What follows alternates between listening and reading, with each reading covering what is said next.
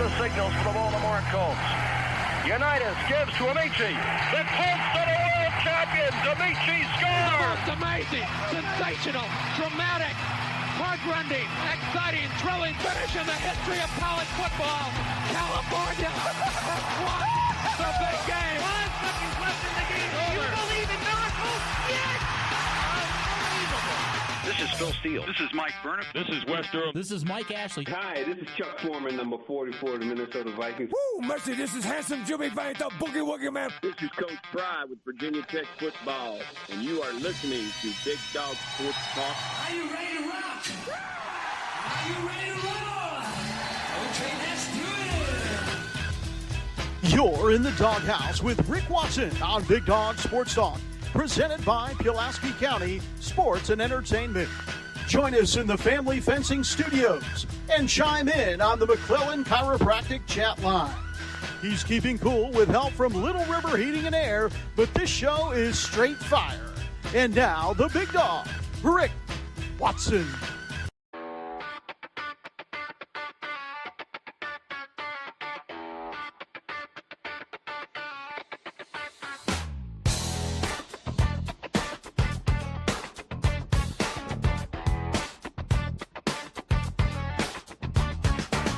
Rick Watson's got the mic, he's the big dog king. Cover sports so sharp, it's a new river thing. Virginia Tech fire, rapid pride too. Every stat, every play, he's bringing it to you.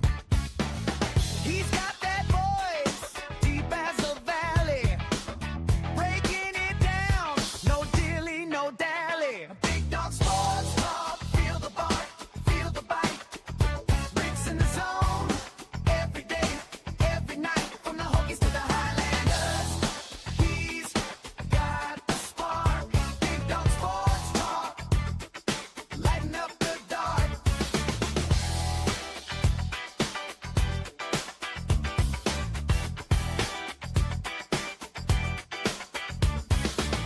He's got the scoop, faster than a sprint.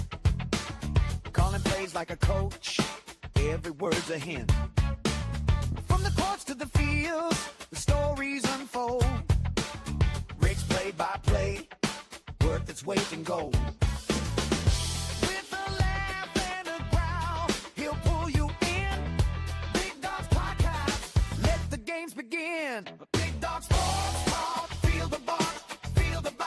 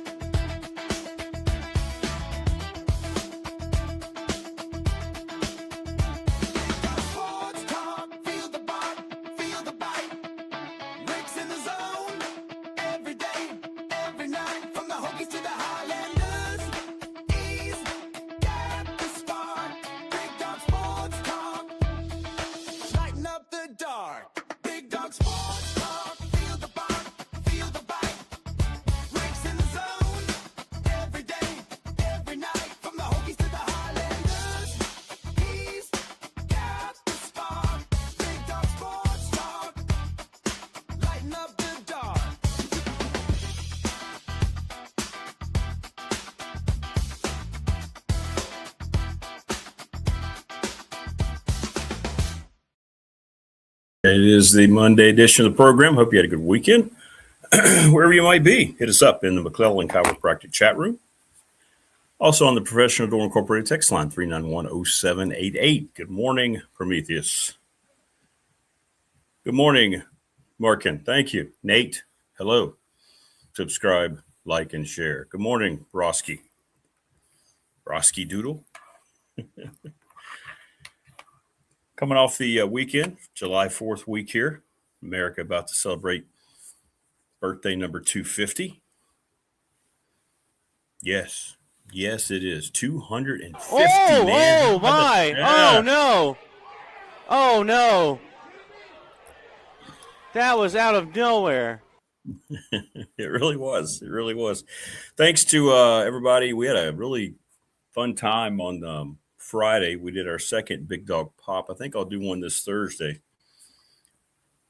But we did, so started using shorts from the shows, and we've had over 3,500 views of all the shorts. David Mabry, the coach, stopped by, and Morris. It was a lot of fun. So we appreciate that. And we talked about all sorts of stuff. It's really good. What's up, Vernon? Hello. Good morning. Today, we've got Coach Elmo and Brian Steinspring, the head football coach at Roanoke College, on together in hour two. How about that? Todd Grantham is vacating this week. He's at the lake house. We'll get him on Wednesday instead of today. So that's our adjustment today, but it'll be great to have Coach Elmo and Coach Steiny on together. And I'm sure we'll be talking about those mid-90 Virginia Tech build teams and so forth.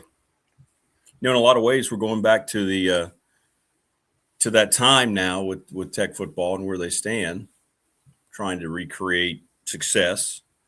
Then they were just trying to create success, right, as a whole, under Coach Beamer to save his job and to placate David Breen's belief in Coach Beamer. Now it's the same thing. Like, where have you gone, Virginia Tech football and your brand? Well, maybe now it's going to start its way back. We shall see.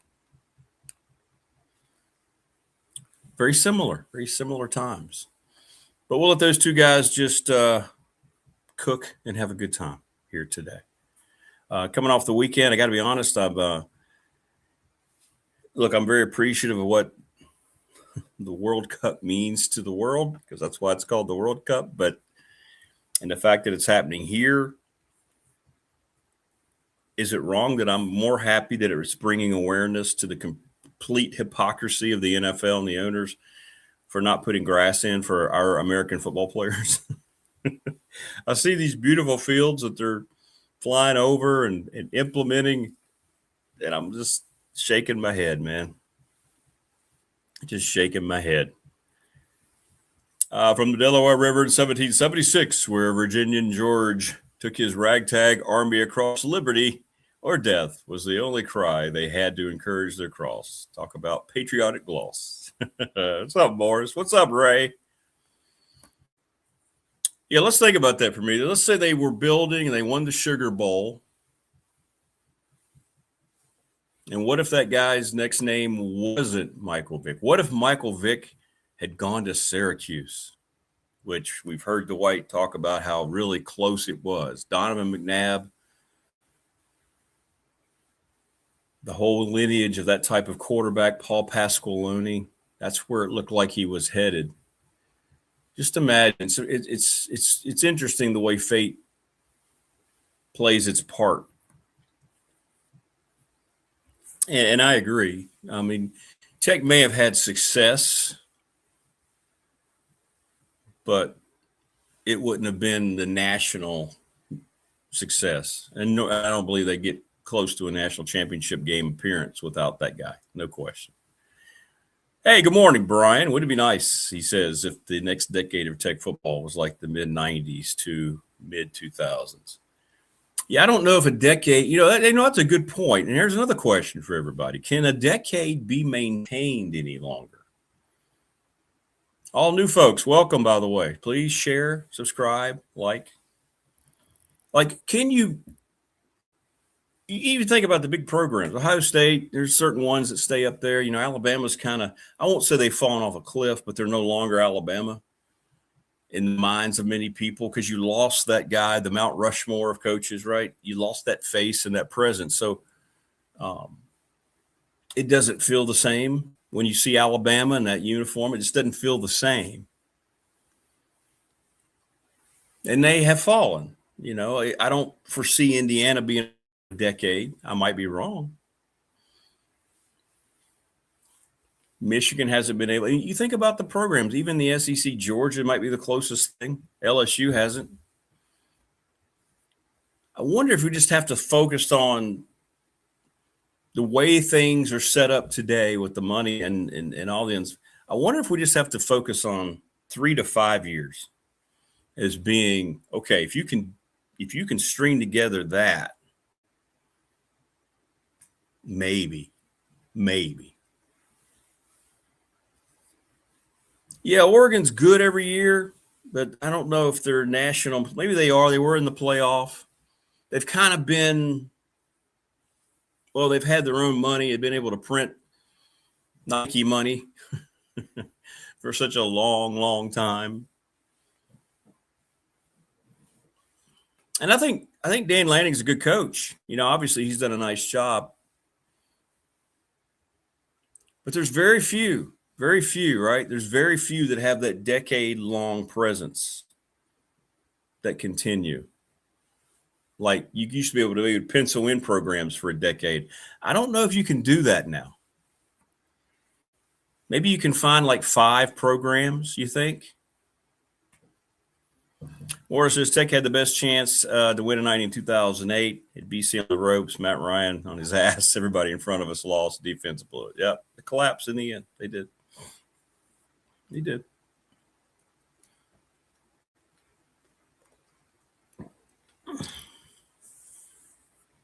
But we'll see how this build goes. We don't know. There's a lot of excitement, a lot of hope, and Tech fan has not had a lot of hope for a long time. So many bad decisions have been made over there. The one thing I do get tired of hearing about is all these great coaches that have been hired in other sports that don't make money. About Whit Babcock.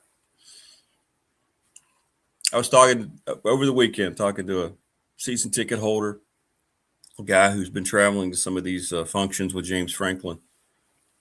And he knows Whit Babcock, so he tries to put him out there in the biggest light. And I just look at him and I'm like, well, let's talk about what Virginia Tech is and what they aren't. Okay. Virginia Tech's not a softball school. Virginia Tech's not a baseball school. I would even go as far as to say they're not a wrestling school, even though the wrestling program is strong. What is Virginia Tech? And I would ask him, men's basketball? No. Women's basketball? They went to the Final Four. Does that make them a women's basketball school? And he said, well, no, they're a football school. I said, yes, thank you. Did Whit Babcock serve football positively in any way, shape, or form during his tenure in Blacksburg? And then he would try to say, well, he did this. Justin Fuente. Okay, that's great. Yeah. Nobody's going to say Justin Fuente was a horrible hire, but did it work out? Did he cultivate the kind of environment that Justin Fuente needed to be successful? Did Justin Fuente come in here, find any humility, right? No, the answer is no. And if you make a good hire on paper and then you don't proceed to either create what that coach needs or that program needs to elevate, was it a successful hire? And the answer is, well, no. What's up, Chris? How are you?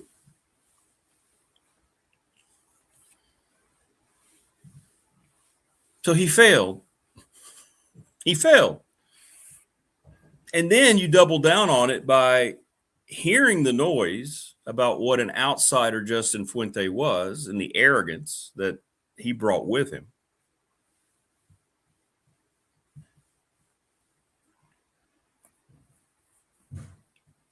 And then you hire somebody who never, ever should have been a head football coach just because he was familiar with the plays. There were several better options on the table. And you either didn't interview them or you were just focused on it had to be a legacy. Thanks, Chris. Appreciate that. Morris says Foster's great, but messed that one up, in my opinion, 2008 BC. Well, yeah, sometimes you got to tip your hat to the player, too. And Matt Ryan he was a special player. He was a special player.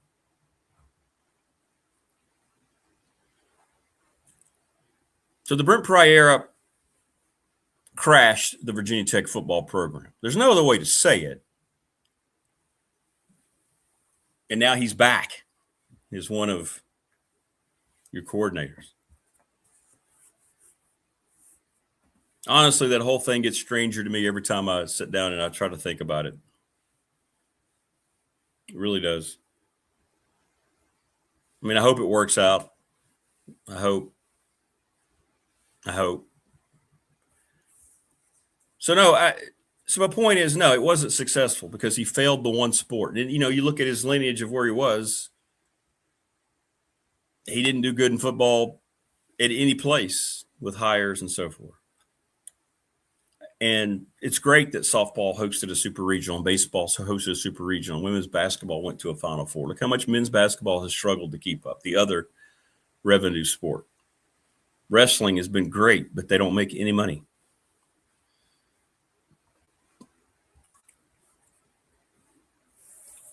What are we seeing now about this new hire, Brian White? The only thing that I've seen positive talked about is the fundraising capabilities that he showed at FAU.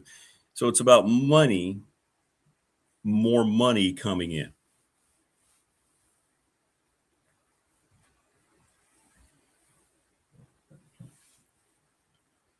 And we will see. The proof will be in the pudding, as they say. The results will not lie. And then hopefully, every year then you're talking about maybe can they take the next step? Can they get beyond this to go to this instead of what kept them from getting from point A to point B? I think always the crutch of not having money is being very convenient being thrown around across the nation. Right? What's up, Christian? Good morning. I think Tech is playing catch up, and their number one goal should be to win their home games. It's going to take a couple of years to get back to 8 to 10 wins. Good to have you, Christian. Christian Davidson. Good comment. Please subscribe. What's up about religion? And a lot of people have said that. A lot of people say it in chat here, Christian. Yeah, make Lane Stadium a home field advantage again. Establish that. Right? Establish that once again, and then you can move forward. And we'll see if that can take a positive step this year.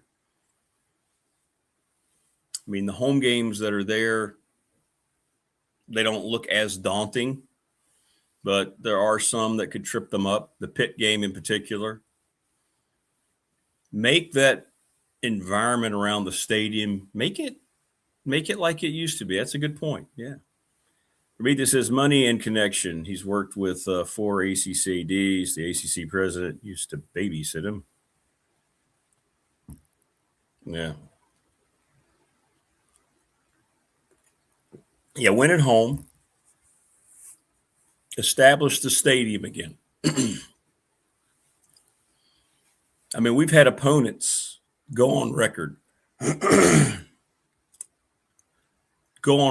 to say that they enjoyed playing in Lane Stadium because the field is in such great shape. They were not worried about the crowd. They all said the same thing. Well, when they come out to their song, it's exciting, but then when you jump on them, take the lead, that crowd kind of gets quiet. And, I think that's because as loyal as Tech fan has been, they probably went to these games and they thought, well, pretty soon we're going to fall behind, and it's kind of hard to keep that enthusiasm. We saw a lot of crowds leave early last year. 3-9 will do that to you. So that's not – I don't even blame the fans for that. I get it. Yeah, that's right. Make it an actual place that is intimidating, not just put it on a T-shirt for merch.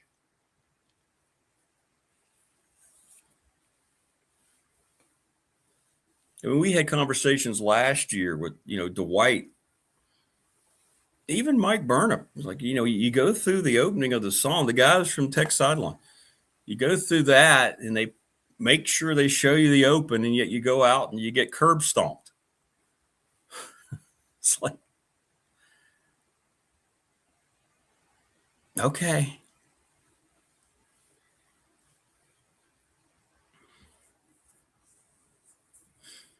Too much reliance on that, especially when they came and played. Metallica was here last summer.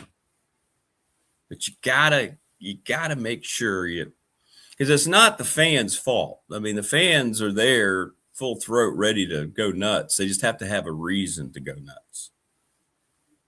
And they haven't had that in a long time. A long time.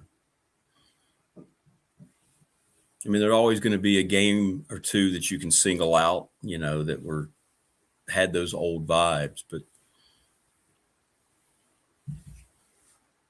create that once again. And it's not just at Tech, right? You have to do that at every stadium. I mean, look at South Carolina.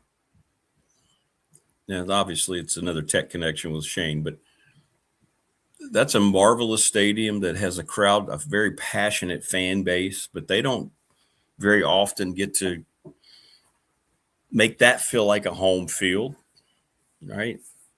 Or like an intimidating home field. You might for a little while, might be an upset here and there, but it has to be consistent. Morris says, why watch a game in the stadium where you're getting your ass handed to you and you have cold limitations and jambalaya is still warm in the tailgate provisions? It's true. People would go out and just take in the rest of the game out in the parking lot. Burnham talked about that all the time. They would just leave their seats and go out and turn it on and just say, you know what, let's just get back to the tailgate. So that's what you want. You want the tailgate to be kind of like the appetizer, and the game be the main course. And you go back afterwards, and maybe that's your late night snack after the game, right? To tailgate more, especially after a win. You don't want the tailgate to become, okay, well, we always have the tailgate. Let's go. And we'll see if that changes around the way people want, right? We'll see. The jury remains out. We shall see. Christian says it takes being at least too deep at every position in order to win consistently, even with all the new players. The O-line, the quarterback position are a concern. I think, and I'm telling people, and it's not putting people down. I want to see how the new coaching staff works together with all the new players in the new environment. I want to see how the first year offensive coordinator works. Everybody can say he was at Penn State, but now you're there. Tech did this before. I want to see if Brent Pry can come back in. He's had to swallow a lot of humility. It's unprecedented what is happening right now with his rehiring. I can't remember it happening anywhere in the same calendar year. Yet that's what James Franklin felt more comfortable with. I just want to see all that come together because Virginia Tech had some good teams and they ended up getting really good players led by, as Prometheus said, Michael Vick. But they developed, man.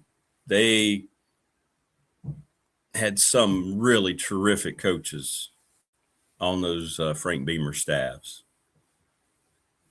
And the longevity because they were so good. Let's see if that can be recreated. We talk about the players a lot, right? We talk about the personnel a lot. Let's focus on the coaches, right? Let's see if we can have the coaching become a factor again in these games. It hasn't been in a long, long time. They haven't had good staffs from top to bottom in a long, long time. During this drought, you can talk about the talent drain on the field in terms of the guys wearing the shoulder pads and the helmets. How about the talent drain on the sidelines? How in the world can And I mentioned this to my friend. Like, think about what Babcock allowed Brent Pry to do with his first coaching staff. Joe Rudolph was the only coach that made you go, wow, okay. It's a first-year coordinator on both sides of the ball you're bringing in? Okay. There was no – I mean, as the athletic director, you are able to say, look, you're getting this job, but we need you to do this. This is the kind of experience we would like at the offensive coordinator position, at the defensive coordinator position.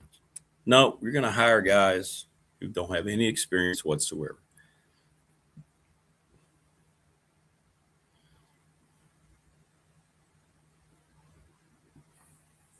It's like making a birthday cake, and instead of using, sugar and sweet, you're just putting castor oil in it, baking it up, and then you cut into it and expect it to taste good. Right?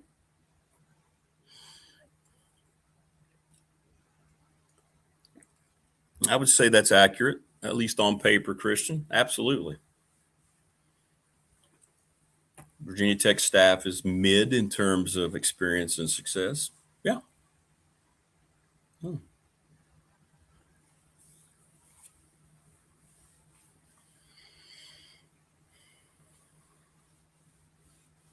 Yep. So we'll see. We shall see. But we're all focused on the players. We're all focused on the money. We're all focused on the talent level. Let's see what they do with the level of talent. That's a question for me. I'm not saying they can't be good. People always try to change around what you say, no matter how you say it. But when somebody asks me honestly what I'm concerned about, I am concerned about the coaching staff. Not saying it won't work, but if you're asking me right now, I kind of turn my head sideways a little bit. You don't want your birthday cake to send you straight to the bed. Correct. Yeah. That's delicious. Uh-oh. That's good, Brian.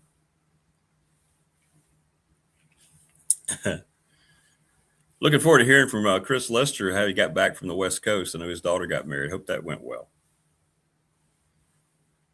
I still think the overall team speed for Tech is subpar. Yeah, it could be. We'll see.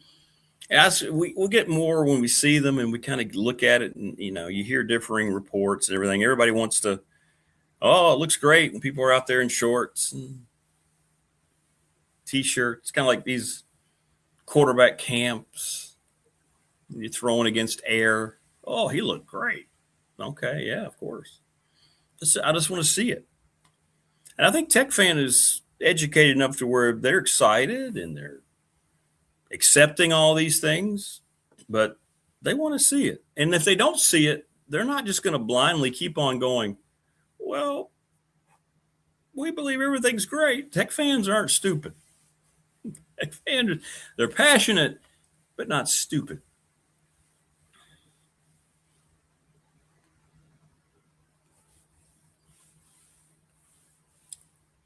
And there's a lot of assumptions, I think, from a lot of schools that their fan bases are just naive.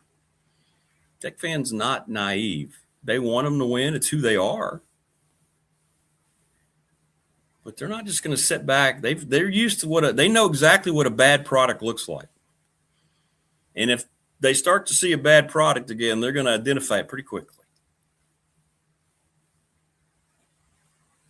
The one thing as a fan of sports that I dislike the most is when fans completely get discredited for having any right to feel a certain way, right? Especially when those are the folks they constantly come to asking for more and more and more.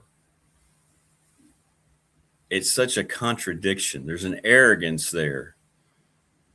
What do fans know? Well, fans know that without them, you wouldn't be a very successful organization. That's what fans know. Fans are making the choice to buy season tickets, to buy your merch, to donate when they can, to join clubs, a hockey club, whatever it might be, right? They're making those decisions on their own. So when they're sitting there and, when you buy a new lawnmower and it doesn't cut the grass evenly like you hoped, you're not just going to say, hey, I'm just going to stick with it and see if it works itself out without taking it back to the establishment and saying, I think I need a new one. I think I need a new blade. I think we need to talk about this a little bit. Right? Yeah, I think 7 wins is probably where I'm sitting right now, Prometheus. I agree with that.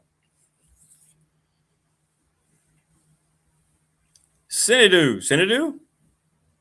Shout you out. We're shouting you out. Sinadu? 5074. There you go. Please subscribe.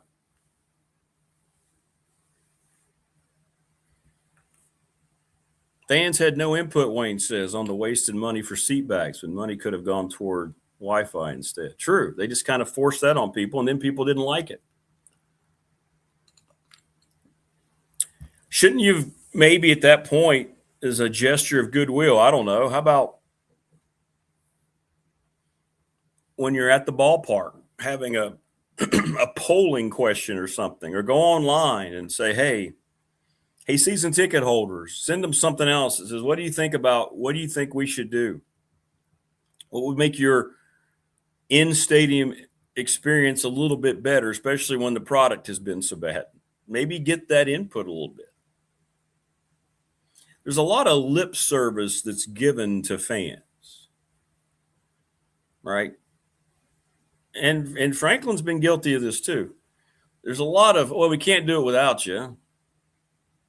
Got to have your money. But what are they doing for the fans? Now, there's obviously going to be things they've improved on. Wi-Fi is not going to be touched. The lights, was that something that Tech fan was really clamoring for? I don't know. You tell me. Did you go to games and did you sit there at night going, boy, they need some LED lighting? I'd be a much happier fan watching this team play if the lighting was better. I mean, I don't know. Maybe that's what you wanted. But the biggest complaint I have heard constantly wherever is the Wi-Fi. Yeah.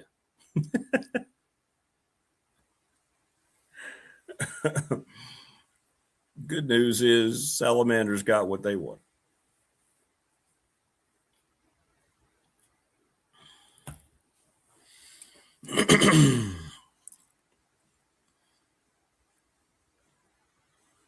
But make the product what it is, and don't just tell the fans that what you think they want to hear. Show them.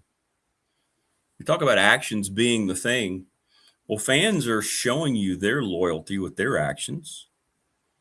Did you renew your season tickets? Yes. Did you renew your parking pass? Yes. Are you going to donate what you can? Yeah. Okay. Well, they're showing you. Let's go into it with an understanding that it's easy to get up there and say, hey, we're on it. We've gotten this money. We need more. But let's not forget about these are the folks that filled a stadium at 11 a.m. against Wofford. It's amazing to me. Thunder says LED lights have been caught on for years. Oh, okay. On Twitter. Well, I mean, I don't know. Maybe if that's something that they felt like was important, then I'm glad they got them for them.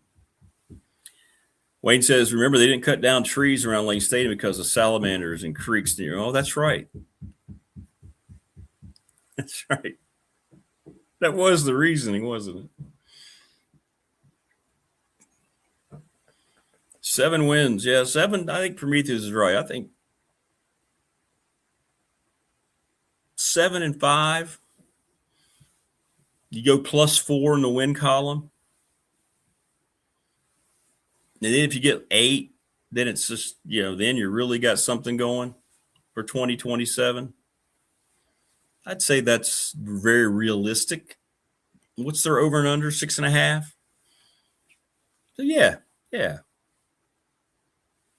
I'd say that's probably right on the right number, the right thought process. There'll be excitement early, chance to get off to a good start. That's why the Maryland game is so important. If you are going to exceed 7, the Maryland game's the trigger game. That's an entire coaching staff and maybe administration playing for its jobs in 2026, talking about Maryland. We focus on the tech side of it. Maryland is in a desperate season here. Loxley will not be there, and he's just like Mike Norvell. He's there because of the buyout. I mean, let's just say it the way it is. And the thing about it, he knows it. Because remember, there were reports, and we talked about it here, that they were going to let him go. And then we came back on 2 days later. It's interesting. Maryland hasn't made a decision. And then like a day or 2 days later, they said, well, we're going to hang on for one more year. Then you started seeing the buyout. It's double-digit millions.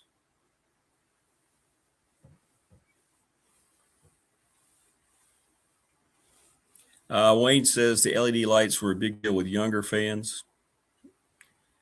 I personally don't care about flashing lights. Correct. Can't figure out how to get fans in the stadium at Great Castle and Wi-Fi. What's up, T-Bird? I mean, no disrespect, just don't understand. Why would you need Wi-Fi while you're watching your team playing a big game in an exciting and loud stadium? I think most of that around it is for people outside. They want to get their stuff cranked up pregame, postgame. Yeah, the Wi-Fi complaints are from younger people, because they want to create moments. They want to be – that's exactly what it is. It's the social media age. And I wonder, obviously if we didn't have this social – let's just call it what it is. It's a problem at this point, social media problem. You wonder if Wi-Fi would even ever enter into it. Now, it was a pain for us when we did the tailgate show because we'd lose connection just trying to broadcast. Look, I'm telling you, man, you walk around Radford with our student athletes, and I just saw new people coming in. Our new basketball team was coming in on Friday. They're sitting here like this. They're walking into the building. You might be walking down the stairs opposite them, and this is all you get.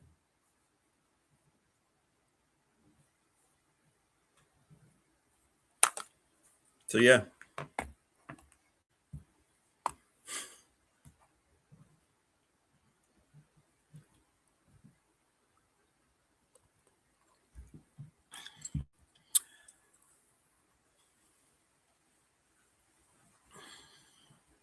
They need Starlink. Yeah. Well.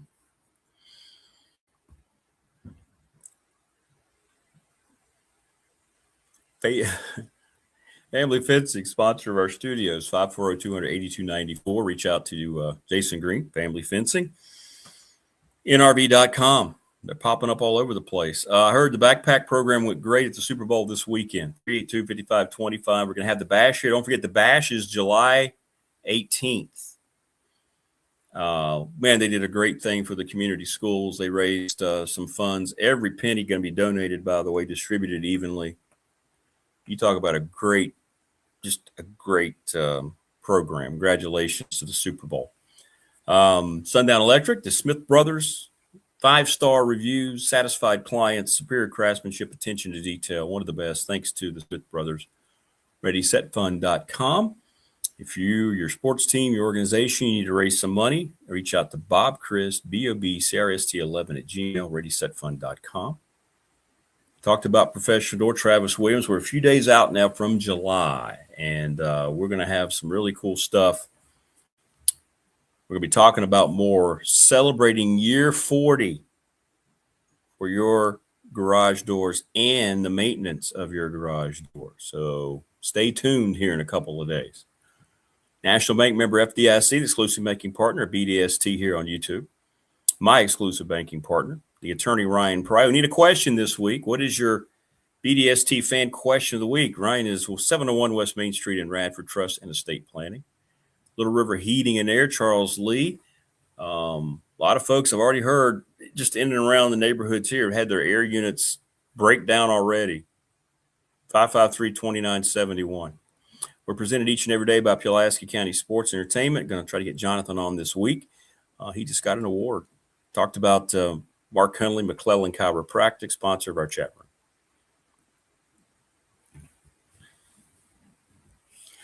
room. Christian says Clemson, SMU, and Miami on the road in the span of 4 weeks is too much to overcome. Yeah, it's tough. That's tough. All iPhones have Starlink connection now, so maybe Elon solves the problem for tech regarding connectivity.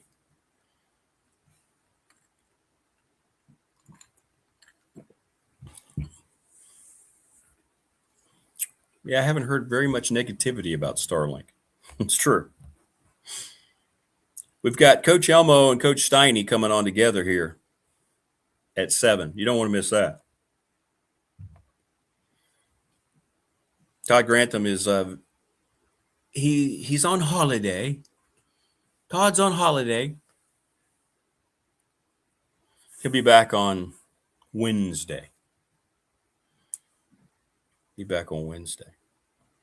July will be the last time that you can get out if you're a coach. Get away. Basketball practices are going to be all over the place. You're going to see that everywhere. Players are back all over campuses across the country, and July is a big month for your college basketball. It's something that was overlooked far too many times, man. There's so many years you couldn't touch a team for any time during the summer. Boy, it was a violation. Finally, about 5 years ago, coaches prevailed. Because every other sport, you can work on your teams a little bit, you know. But basketball, men's and women, you couldn't. Now you can, and it's a big, big advantage. So I'll get my look. Everybody's asking about the new crop of Radford players. I have no idea. We'll find out. I'll start today. I'll wander out there and meet some of the guys. I know they won't be. Coach Chu wants me to meet the guys. So we'll I'll let you know.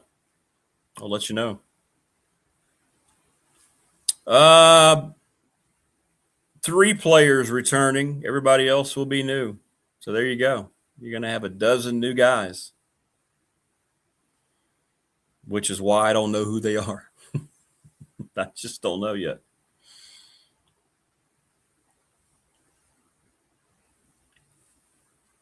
We'll find out. But I plan to go out there today just to kind of get a look-see.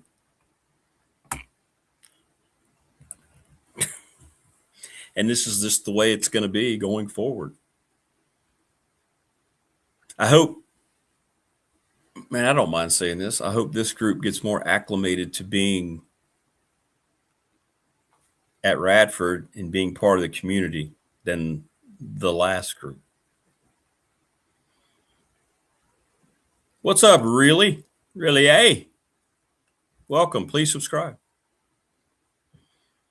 I hate this for college. No attachment. Correct. None. And if they do attach, it's because they got paid. Yep. Thanks, really. I appreciate that. Yeah. Kohler Pruitt. Yep. Dunbar Outdoors. What's up, Dunbar? Welcome, man. Subscribe. Yeah, I'm looking forward to seeing him.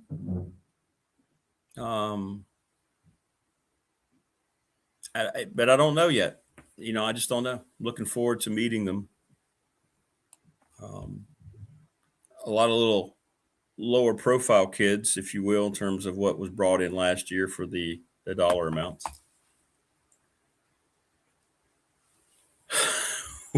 No, I don't think it. Well, I know the earbuds come off after the warm-ups. The thing that always blows me away is when they're down shooting on their own and you just hear the blaring music and you know immediately what's going on. You can hear the music before you can hear the ball bouncing on the floor, and guys are just out there shooting. And same thing on the women's side. And I know people work out the music and they do all these things, but man, oh man, I don't know how you sit there and get so much get stuff done with all that blaring noise and why it's so necessary.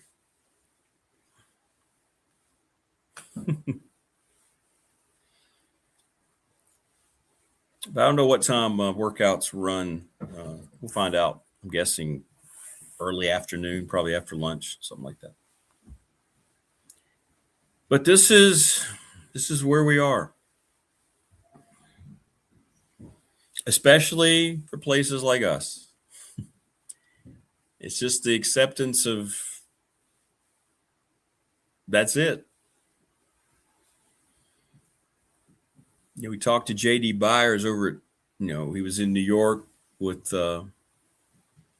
Toby, but I'm just saying the fact they retained as much as they did in terms of the 3 core guys, that's a huge win, man. If you can retain 3 core guys, that's a massive, massive win.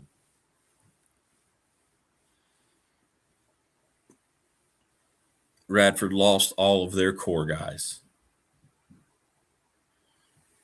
They do get Freddie Erickson back, who was on the all-freshman team. But in terms of new guys, I don't know yet. We'll find out. Kids don't want to have real conversations anymore. They can't have a normal conversation. Yeah, without feeling threatened or without calling their parent. Yeah, I'm with you. It's got to be so tough to be a coach. I don't envy anyone coaching today, man. Wayne had a Walkman cranking up Hall & Oates while I shot. Yeah, but you had it in your ear, right? These guys are just blaring it out like it has to be. Boom, boom, boom. If it was Dave Matthews music, it wouldn't be a problem. Thanks, really. Appreciate you again.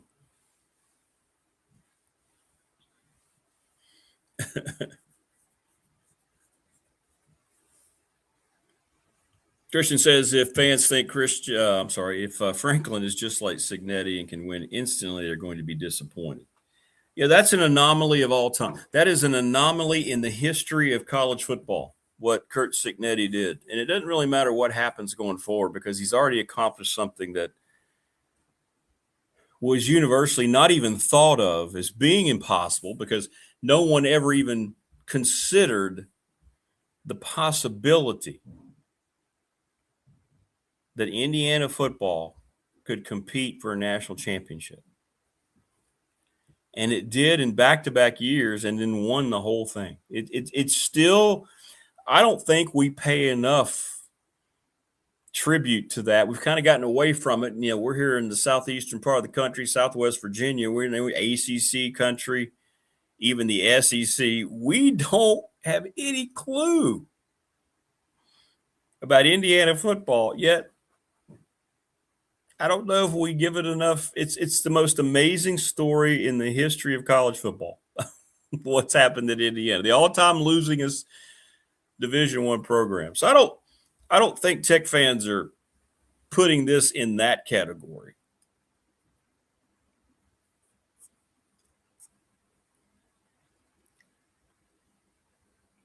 But there does seem to be a natural inclination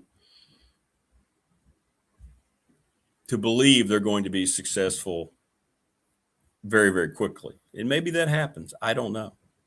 And the other thing that I take caution about, worried about records and all this, especially now, and it's just like the NFL. We've said this all the time, even on the radio show. What's up, Melee? You mean like Men at Work, the Vegemite sandwich? NFL, like, for instance, they go through strength of schedule. Well, this team based on last year. Well, is it really smart to base it on last year? Because teams don't necessarily follow up that success automatically. Now, I think that maybe even more so.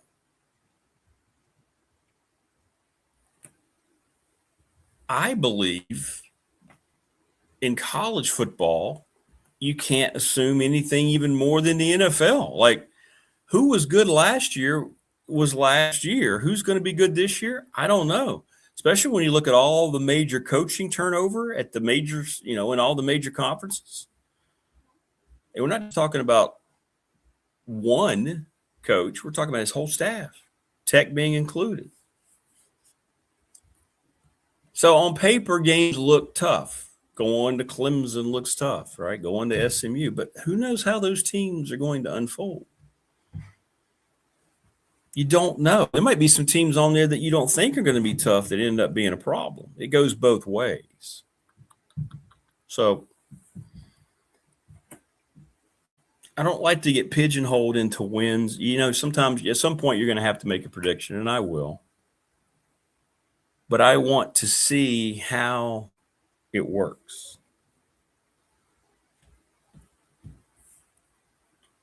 You know, I want to see how these teams progress.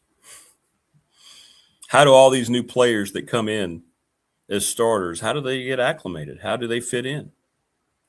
We'll talk Coach Steinspring. We'll talk to Coach Elmo about that a little bit. I mean, it's a lot of, you know, there's always a lot of clickbait out there and a lot of things that, you know, these sites know that fans want to talk about and everything. But yeah, it's kind of like the wait and see. And I'm kind of like that guy. I'm kind of wait and see on scheduling. Yeah, Cignetti is on a different level than everyone. Valuation has been his key, correct. Morris says, if we lack in wideout speed and assistant coaching deficiencies, does it really matter how good Grunkemeyer is? Yeah, it's all got to come together. That's what I'm saying. Now, we're not talking soccer a whole lot right now, really, eh? U.S. plays again on Wednesday. Where are we, in the round of 32? Cignetti is excellent evaluating players. Yeah, he was at JMU. Yeah, he's always been. Yeah, that's one of his strengths, 100%. Wayne says, I think sometimes it can be luck of schedule, but most games come down to one or two plays. Yeah. Will Franklin make that difference in those one or two plays, unlike his last two predecessors? Yeah, that's the question. Can Tech not blow itself up with procedure penalties, holding calls? What's up, Gopal? Welcome. Please subscribe, everyone that's new. Lots of new folks. Had a great time on the Big Dog Pop on Friday, too. That was fun.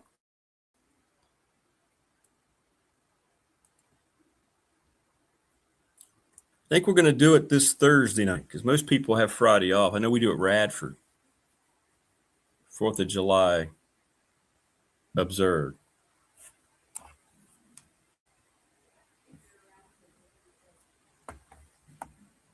What's up, Avisha? Hey, Croatia. Hey, we don't have a Croatian subscriber yet. We've got 14, 15 nations. Like calling a timeout on a 55-yard field goal. Yeah. Very true. Very, very true.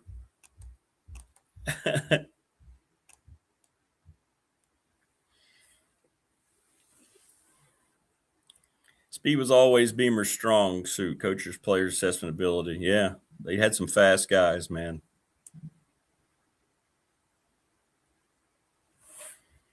One thing I know, I think we're not going to see. Well, I won't say that I know.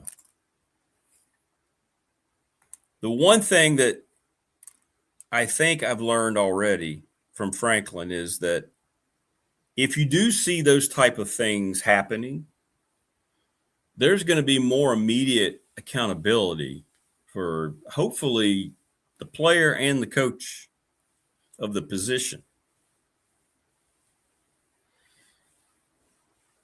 Always seemed to be a lot of leeway given under Brent Pry.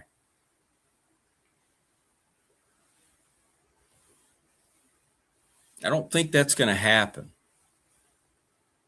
I know it's all sunshine and roses right now. You know, they're such good friends. And there's always a great vibe when you have your first staff. But I don't think Franklin's going to hesitate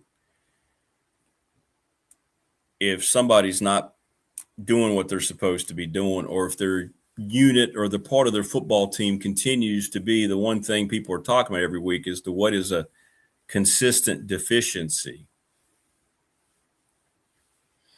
That's the one thing that I believe is going to be addressed under Franklin more than anything. That accountability.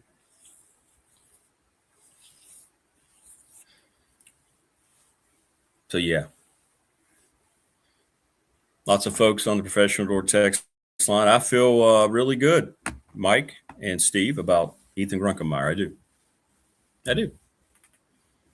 I've even gone on record to say that I think he could be an all-conference type of quarterback if things come together. Because he's one guy that I know has done it at the highest level. Big Ten was the best conference in football. It has been the last 3 years. But, yeah, I feel really good about him being here.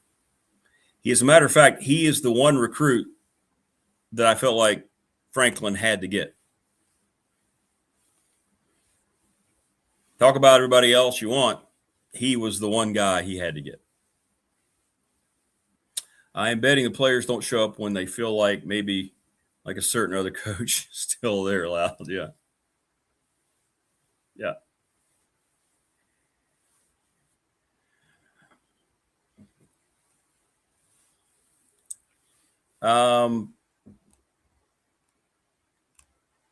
What's up, Edward? Heard you talk about Brent Pry. Brent Pry, what do I think about Brent Pry? He's a very nice guy. Came on the radio show several times. Good interview. He was not a good head football coach. I think he would have to look at you and say, I wasn't a very good head football coach. I wasn't prepared to be a head football coach. Never should have been put in that position. That falls back on who? The guy who hired him. We sugarcoat things a lot instead of just looking at things. When people are making a hell of a lot of money, I really don't feel very bad about criticizing them. But that's how that lineage plays out, in my opinion. Don't hate the dude, just didn't like the job that was done. There you go. So that's the side in which I fall on it. All right. We mentioned Todd Grantham is traveling out and about with vacation. Joining us now on the program is that gentleman. He is Brian Steinspring, the head football coach of your Roanoke College Maroons. What's up, Coach Steiny? How you doing, brother? I'm fine. Congratulations to you. Hey, how about that? Wow. Miracles what am I doing? never cease to occur. I know, right? Well, it's take two. After the first one, I said, I'm done. I'm done. Practice is valuable. I'm just like, scrimmages are valuable. You're right. You can never practice too much, can you? That's correct. Well, how you been, brother? How's everything going, man? Everything's going well. Right now, we're undefeated. It's the perfect season so far. So we're good. When you went back, Coach, and you watched the film, I know you've broken down every game, every player in the development. I mean, you really did some nice things. Was it even further ahead of where you thought it would be when you went back and assessed things with your staff, your first team at Roanoke?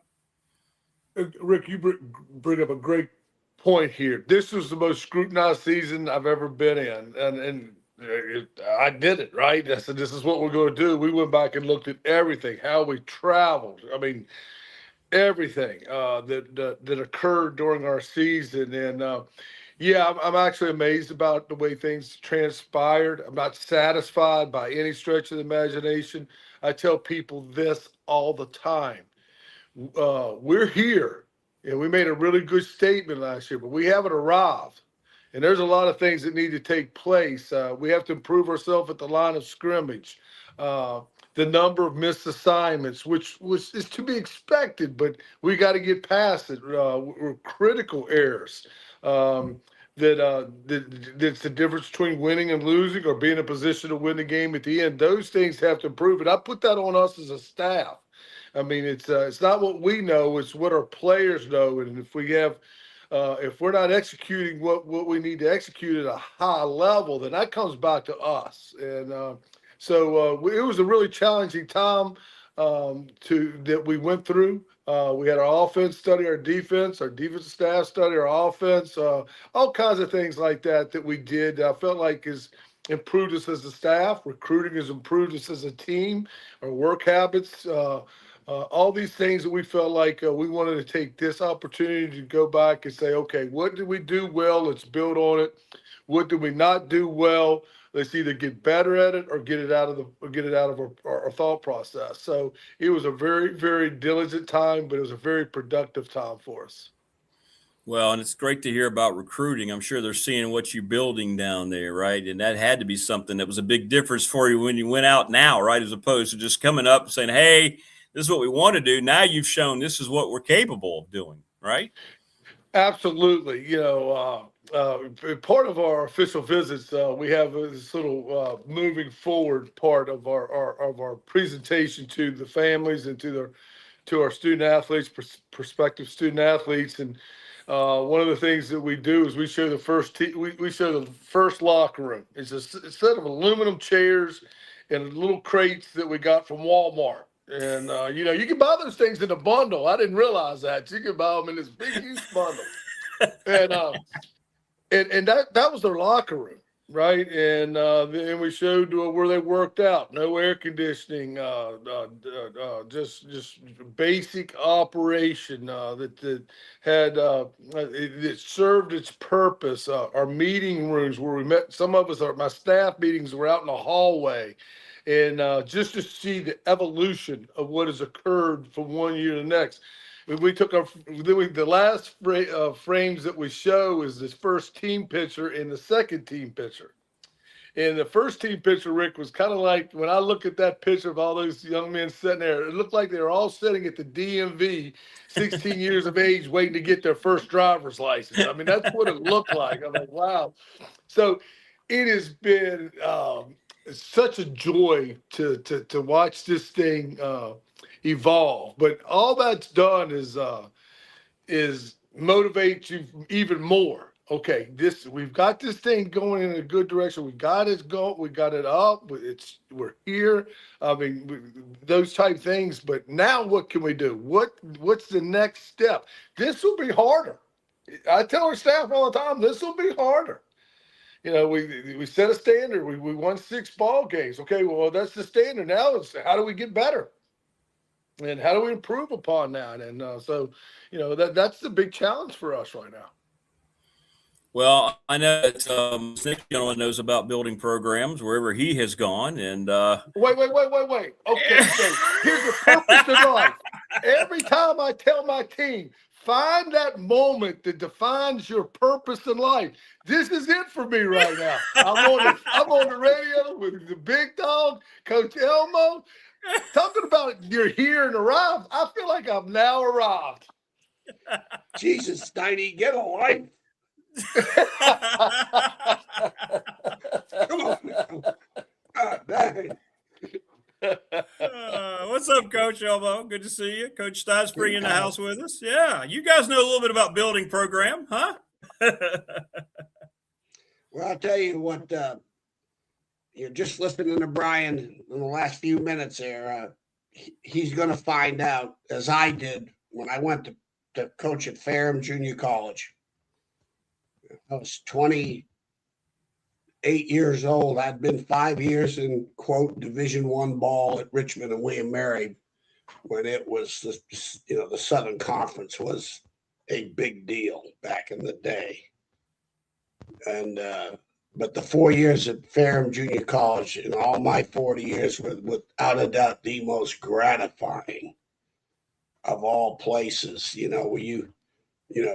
had to line the fields, we had to do the equipment, and watching the kids grow. We only had them for 2 years, but watching them grow, watching that Roanoke College program grow will be a defining moment for you. That of all the bowls and sugar bowls and all that national championship game against Florida State will pale in significance for what you're doing at a place where your kids are there for one reason and one reason only. They love to play. And that's a dinosaur. You appreciate that.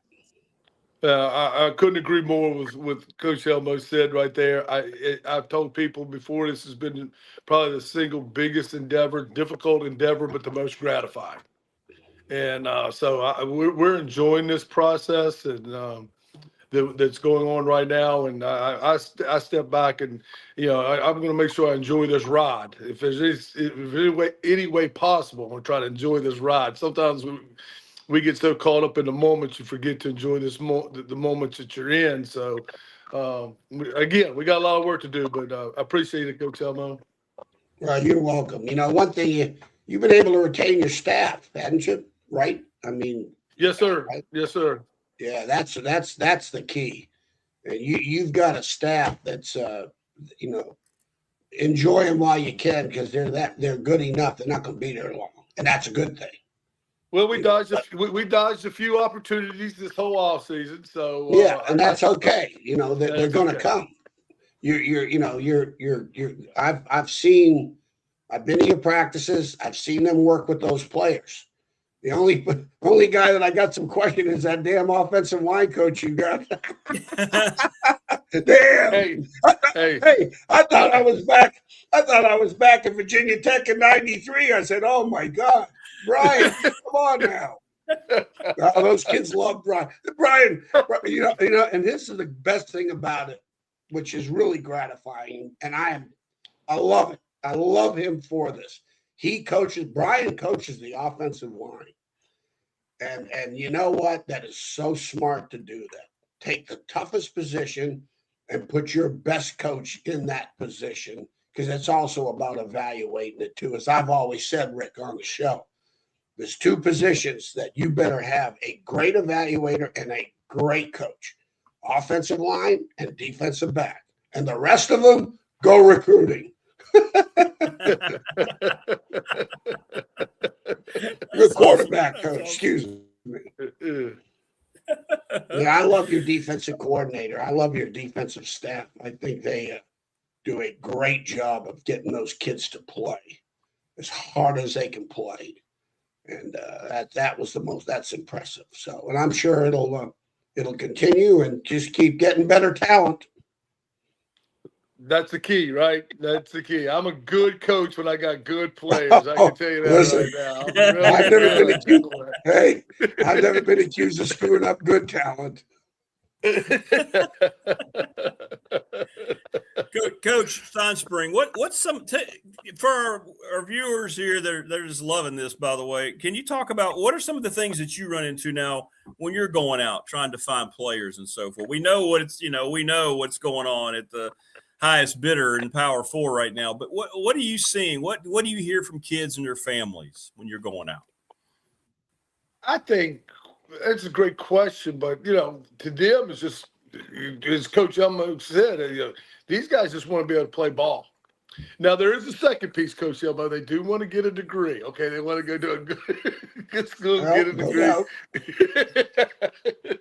But they want to play ball, so they ask the same questions. I'm so looking forward to. They ask about the weight room. What's the program like there? How do we develop our players that way? They're intrigued about where do you see them as players? All the things that you're so accustomed to hearing, but really for them in the recruiting cycles that I'm aware, there's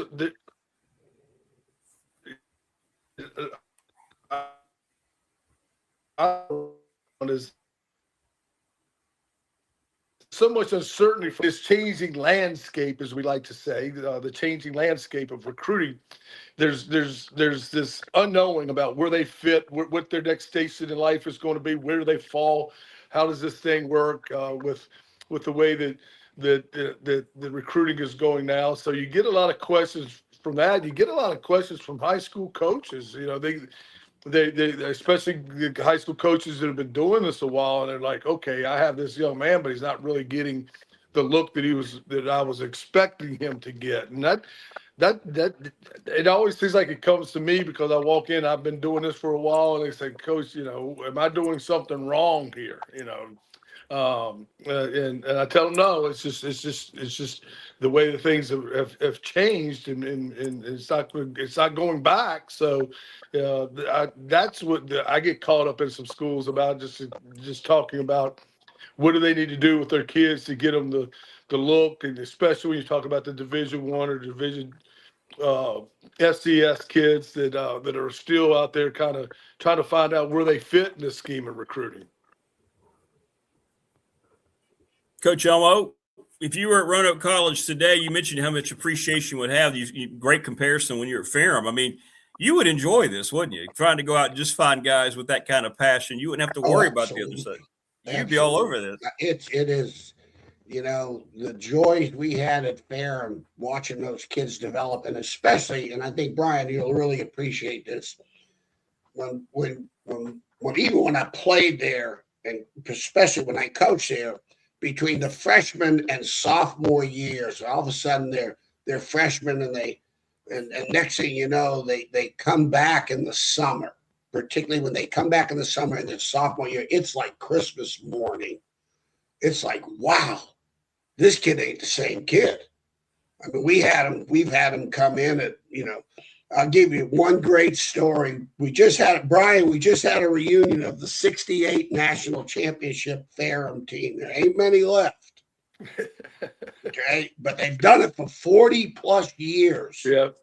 Down in Deltaville and that area. And they just had it this past weekend, and I went. I've been a few times, but I went this time because a great player, great Ferrum player, the most decorated player in the history of Georgia Tech had passed away. Rock Perdoni.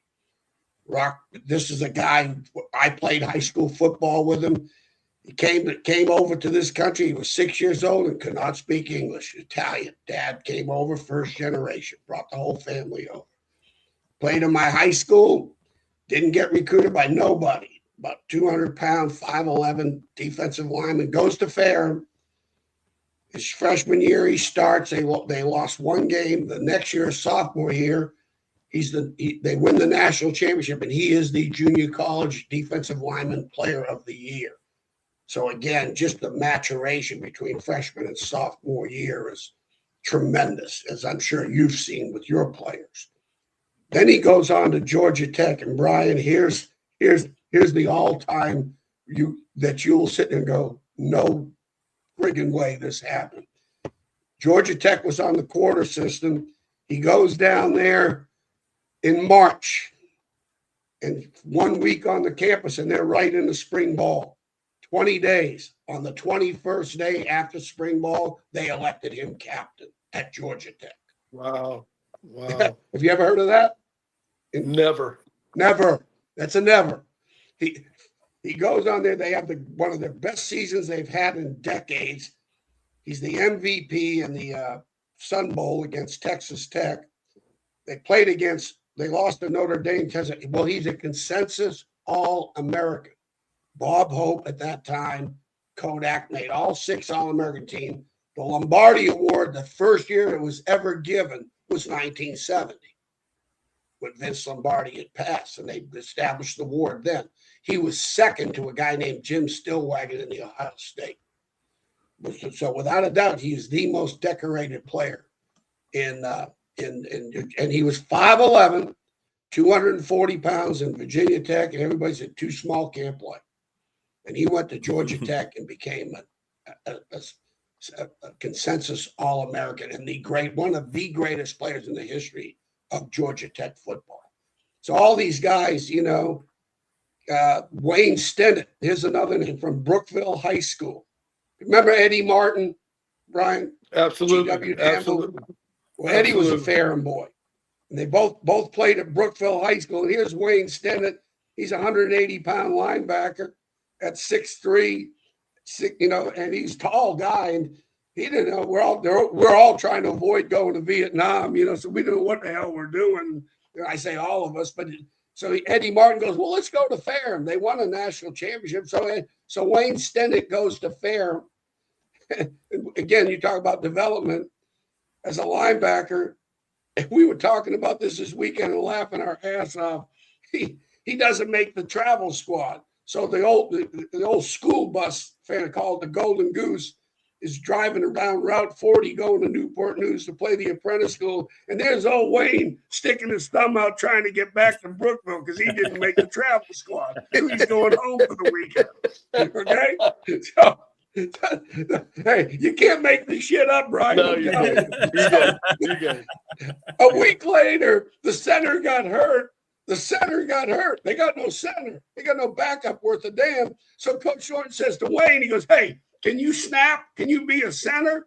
So next thing you know, he gets the quarterback, and he, like on a Sunday, they were just working like crazy to develop snaps. They go undefeated. Fairham goes undefeated, and as a freshman, they win the national championship. He is the starting center on that team. The next year, he's junior college All-American. So in 1971, he signs at Virginia Tech. Burnip will tell you about it. You played with Burnip at Virginia Tech, and he snapped for Don Strock. And I'm telling you, in the history of Virginia Tech, the early history is one of the best linemen they've ever had. He could reach the two techniques, and that was unheard of back then. He was so quick. But that's what you talk about, the development, which I'm sure you will experience there as you get into their sophomore and junior year. And you may lose some in the portal, and good for you. That you're doing, you found the right one. You just got to replace them. But at least your staff knows what you're looking for. Well, the development piece is the thing I love most about there's a lot I love about this game. But being able to develop young men, that is a highlight for all of us. You watch them mature, grow as men, right, and as players. But that's the reward for all of us to coach, really. So, I mean that's why we do it. We've already lost. We did lose one already in the portal to a Division I school. Actually, Norfolk State. I haven't spoke to Mike Vick since. So. But not on speaking terms right now. No, I did text and wish him happy birthday, though. I broke down and wished him happy birthday yesterday. So, but no, I think, hey, people said, "Oh, aren't you concerned about that?" No, that means we're doing everything. That means we're doing it the right way, right? I mean, I think there was 16 Division III kids signed Division I scholarships last year. Well, how about that? So, wow, that's awesome. Wow. You know what, Brian? Greg Roberts always says the top recruiters in his experiences in athletics, football in the state of Virginia, he always, ranking them, but he always Jim Cavanaugh, Brian Steinspring, there were Danny Wilmer. Those were that's the Mount Rushmore of back in the day recruiters in the state of Virginia, because you take a list of those three guys, and I'll put Tom O'Brien in there with his own personality, it was like watching paint dry. Which to this day I still don't know how he signed Kirby and Chris Slade. Have no idea. With George Welsh, it was another one, like watching paint dry when you go into the home meet. But those three guys, you take a list of the players that impacted the programs, Virginia Tech, and it's a who's who. And I'm sure, Brian, those guys and all the people you were able to, in your longevity at Virginia Tech, and have probably, called you and thanked you and all that. But let me tell you, these guys you're coaching at Roanoke College, when you retire, you will not imagine how much they will stay in touch with you, because the opportunities you've given them, because you're playing with everyone's rejects, just like at Fair. Don't forget, there's something wrong with every one of them, and that's okay. That's why you got them. And then now, what's it? Don't tell me what they can't do. I've always said this, Brian. You remember me. What can he do? I want to know what he can do, not what he can't do. Hell, that's easy. Let's get the tough part over with. Where's his strength?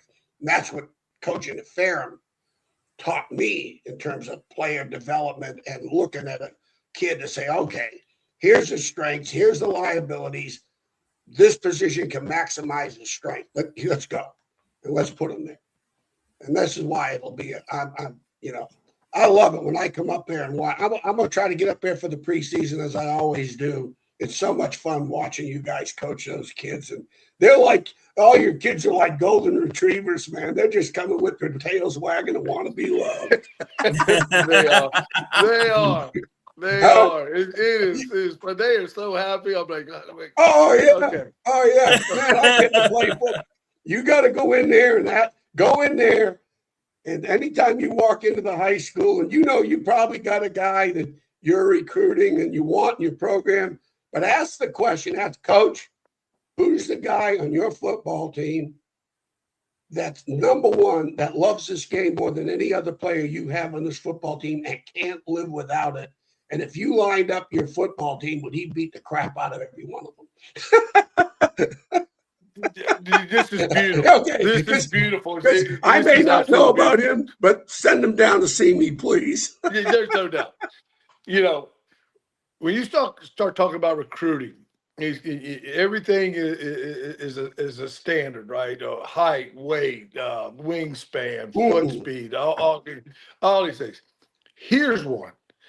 And this is what I tell our staff all the time. I said, okay, tell me what he is. It's alluding to what Coach Elmo just said. What can he do? Tell me what this guy is. Well, he's a nice kid. No, tell me what he is. Watch the film. And they'll look at me and go, he's a football player? Heck yeah, he's a football player. How about that one? That's what you want to hear. How about this? Come on. Yeah. Let's go with these. Let's go with these guys. Let's go.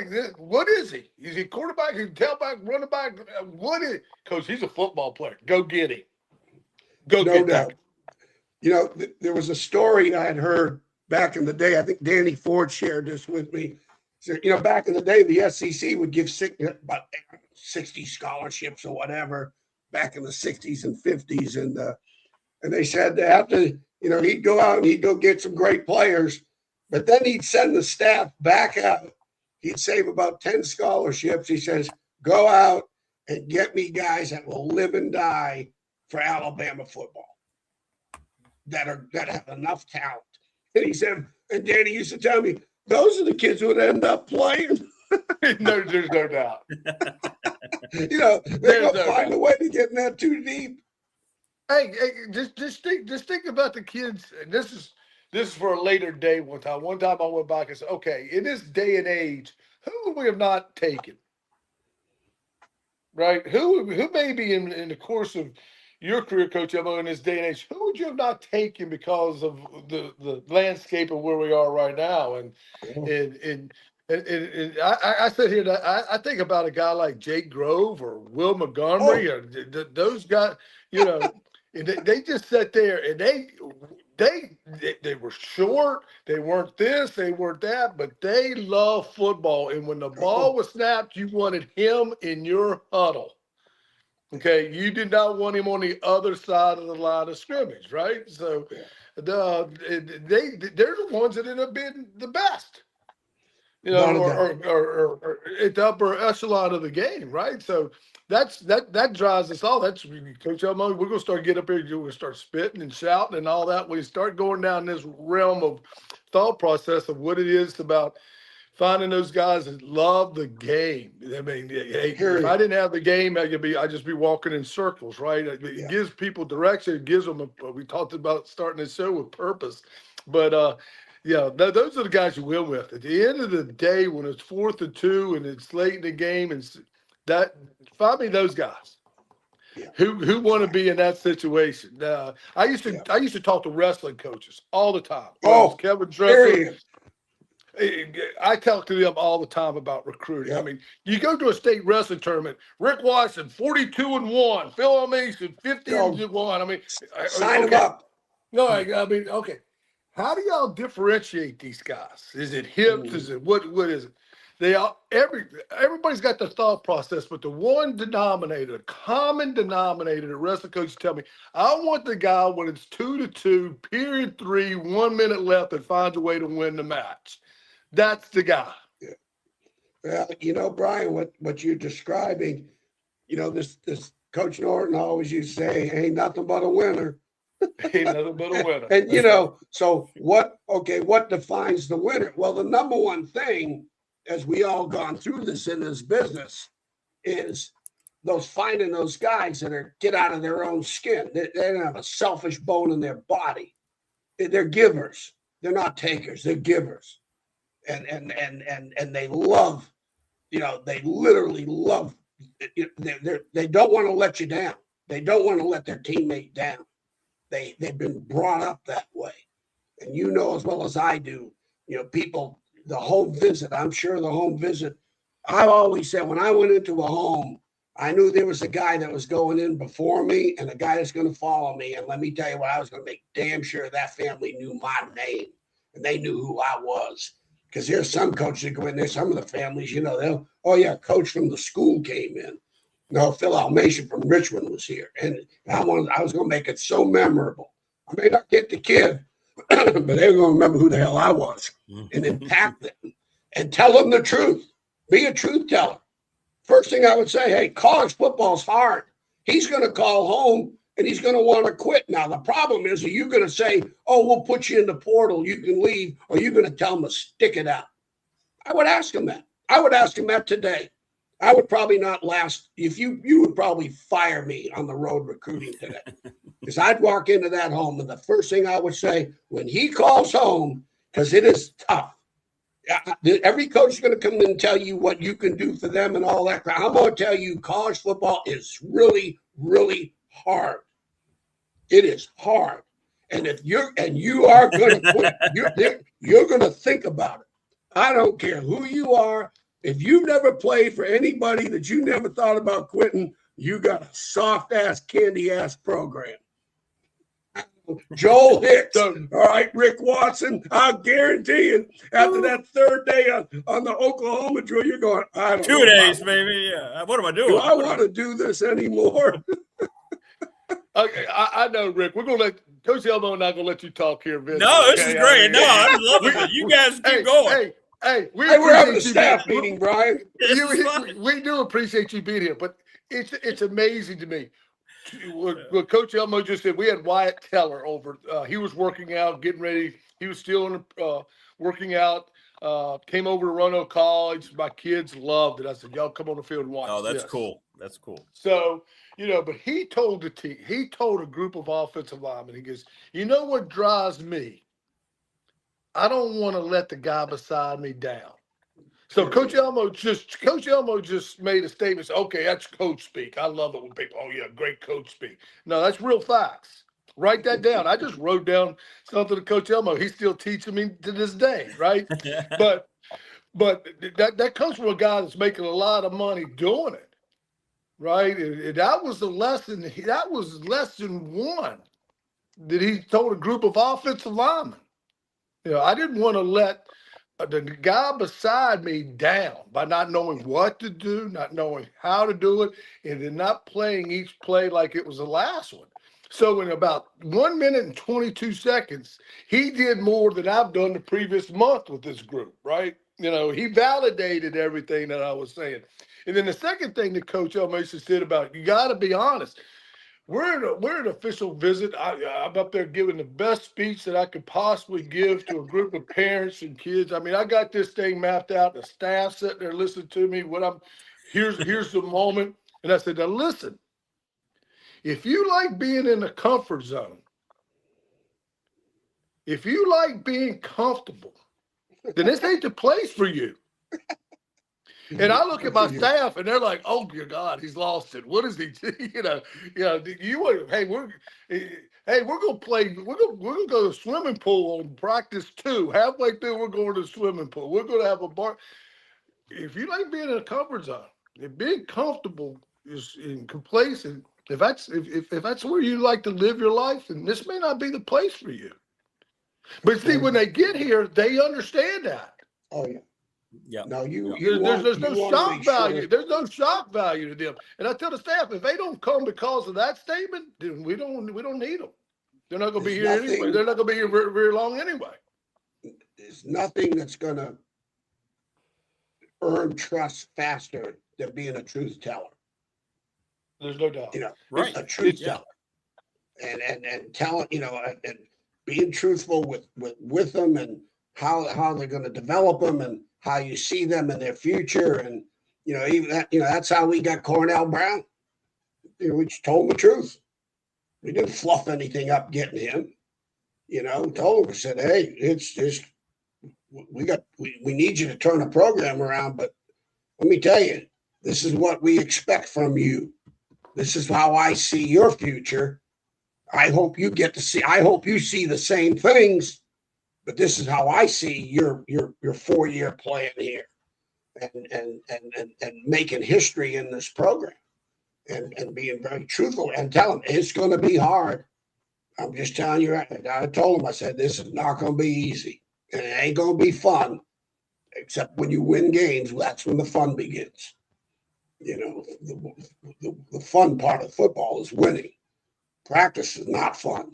I've never been through a fun practice in my life, so, but and then Brian, then you got kids like Hank Coleman.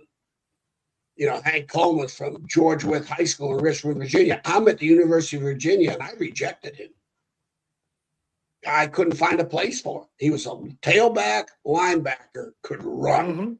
4'6" kid, 4'5", 4'6". Horrible program. Great student. And I tell you what really flipped me on him that I said, we need to take him at UVA because he was a good enough student for us. I asked him, I said, what do you do on the weekends? What tell me your hobbies, those the probing questions that you want to find out about non-football stuff and really who they are. I said, what's the thing will you do on the weekend? He goes, I go up on the river, up on the northern neck, I don't know, King, Queen County, whatever. He goes, I go up on the river and sit on the porch and visit with my grandpa. I said, no. I said, no. No, he goes, no, Coach. He's a city kid in Richmond. Got nothing. But he got granddad lives up on the river. He goes, I spend my weekends with my granddad on the front porch. Not every one of them, but he says enough. I said, really? Yeah, I said, I'm with Steve Marshall. He's playing basketball. He's a basketball player. I'm with Steve Marshall. We're in the gym watching him. I said, Steve, I'm going to regret not taking this kid, but I can't find a place for him. I never thought he was an inside linebacker. I didn't think he was a sand type linebacker. I said, damn, he'd be a great 8 technique for you. And Brian, you can appreciate that as an outside on-air linebacker blitzing and stuff like that. That's because he could run and he was a competitor. I said, Steve, I'd take him if I were you. If I was you're playing a defense that he can perform in. I can't find a place. And then I get to Virginia Tech and I said, all right, you're going to Coach Grantham. We're going to put your hand in the dirt. You're going to be a defensive end because that's what he did best. Get off the ball and go rush the passer and use the speed because when he blitzed for you guys playing a technique, that's what he was good at. So, and he ended up being a great player for us, a great player at Virginia Tech. But that was the fun part. But you're going to have this Roanoke College experience that you're going to have there is it's going to be when you retire. I'll probably be dead, but you'll be able to say, "Hey, this is the best place I've ever coached. This is the most fun, the most gratifying." And I promise you, I don't give a crap how many bowls you've been to. And listen, I've been in the Rose. I've been to every bowl except the Orange Bowl. So Fiesta, Rose, Sugar, Cotton. But you know what? Playing in Victory Stadium for a national championship at Ferrum Junior College against Northwest Mississippi. And we lost that son of a bitch, and I cried like a damn baby after that game. And that was the most memorable game. I wanted to win that national championship for Coach Wynn. That one there is the most memorable loss of all the losses. I don't care who it was and what Big Ten program I've been in. Never forget it.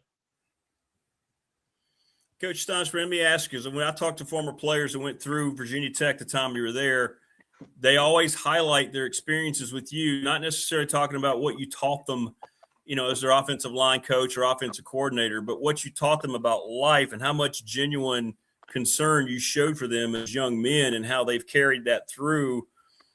When you look back at all that, what does that tell you about when you look back at your career? I know the wins and losses are what coaches are judged on, but I know you lay your head down at night pretty securely knowing how much you have impacted all these folks as they're now married into the profession, their fathers. I mean, it's got to make you feel wonderful because I hear that all the time from former players from that era about you. Well, I appreciate you saying that. And it's the single most important thing to me that somewhere in somebody's life you made a difference. And if we can be the difference makers, that long after we all have a final snap, right? Mine was quicker than most. Mine came a little quicker than I thought, right? But the games are going to be forgotten, but people aren't. And when you can sit back at the end of the day and coach as many games as Coach Elmo and I have been in, and the places we've coached, and the type of games that we've coached in or played in. But it's when I get a call from one of my players, say, "Coach, I'm getting ready to get married. Coach, I'm getting ready to take a job." I got one call me the other day says getting ready to retire. I said, "Geez, wow!" What? Wait a minute. Yeah, you've arrived, Brian. Yeah. You've arrived.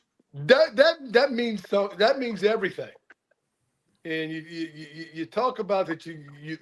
I say this all the time, and that's how it occurs. But they say, "What's your goal at Roanoke? What's your goal?" And I said, "Oh, my only goal is quite simple. That whenever my last day of coaching is, whenever that is that I left the hat and the whistle in a better position than I found it, and the young men in the jerseys in a better position than when I found them. And if you do that, then it's been a good run." Nick Saban probably said it best. If you want to be happy for an hour, eat a steak. If you want to be happy for a day, play golf. Unless you play golf like I do, then that's not a good day. If you want to be happy for a week, go on a cruise. You want to be happy for a month, buy a car. You want to be happy for a year, buy a house. But if you don't show up to work one day and you're not present, ask yourself, will you be missed? And if the answer is yes, then you did it the right way. You've led a good life from that standpoint. It's not the cruise. It's not the golf. It's not the house. It's not the car. That's the barometer of how you live your life. Well said. Well said. Only thing is, Brian, when I get phone calls, I'm afraid they're going to sue my ass. I knew that was coming.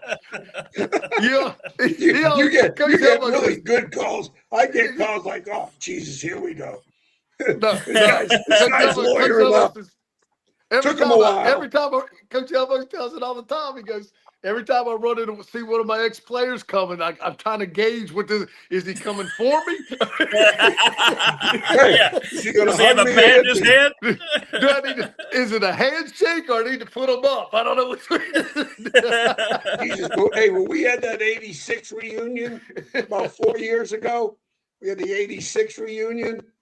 There was a player named Mitch Dove who played corner for me, and I'll tell you what, oh my God, I should apologize to him every day, and Janet was with me, and I told Janet, Janet, I don't know if this guy's going to hug me and hit me. She says, hold on. And all of a sudden, it's one of those eye contacts, and he sees me, and he starts coming to me, and I went, up, here it comes. There we go. This big hug, starts crying his ass off, and thank you. And I'm sitting going, I'm so to myself going, thank you, God. I had one kid, I got a call from a kid I coached at Ferrum named Mark Oglesby. And his brother Ike was a great tailback at Carolina for Coach Dooley in the 70s. Mm-hmm. And Mark from Greensboro, he came to Ferrum. He came 5 minutes late for our bowl game. He was starting for me as a freshman. He came 5 minutes late for the meeting, and I threw his ass out. Go back to the dorm. You ain't ready. You're not. You're too unselfish enough to get here on time. You're not ready. Go back to him. Threw him off. Came back his sophomore year and started, got a scholarship to Carolina. I hadn't heard from him in years. He called me up. He goes, Coach. And I say, see, I got his name. I had his name and number. I said, oh, Jesus, here we go. This ain't going to be pretty. But he called me up and he says, Coach, he said, I appreciate everything you did for me. I wanted to wish you happy Father's Day. He goes, you know, I didn't have a dad and you became a dad and blah, blah, blah, blah, blah. And he said, you told us this. And I learned this at Ferrum.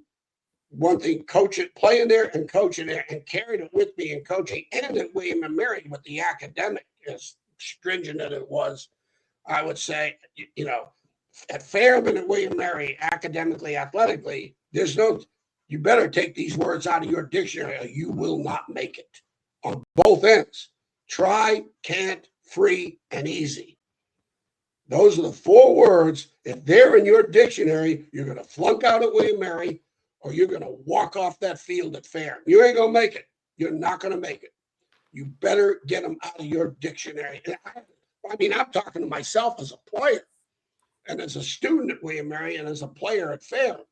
You know, I tell people I went to Ferrum, which is the most physical. Hey, we used to scrimmage at halftime, Rick. We would scrimmage at halftime at Ferrum. It was our warm-ups were bull in the ring and arm circles, and then we, you know, go practice. And at William Mary, it was so academically, it was just brutal. So I tell people I went to Ferrum and I went to William Mary, and somewhere in between, I am a big-time mess. I got no clue who I am.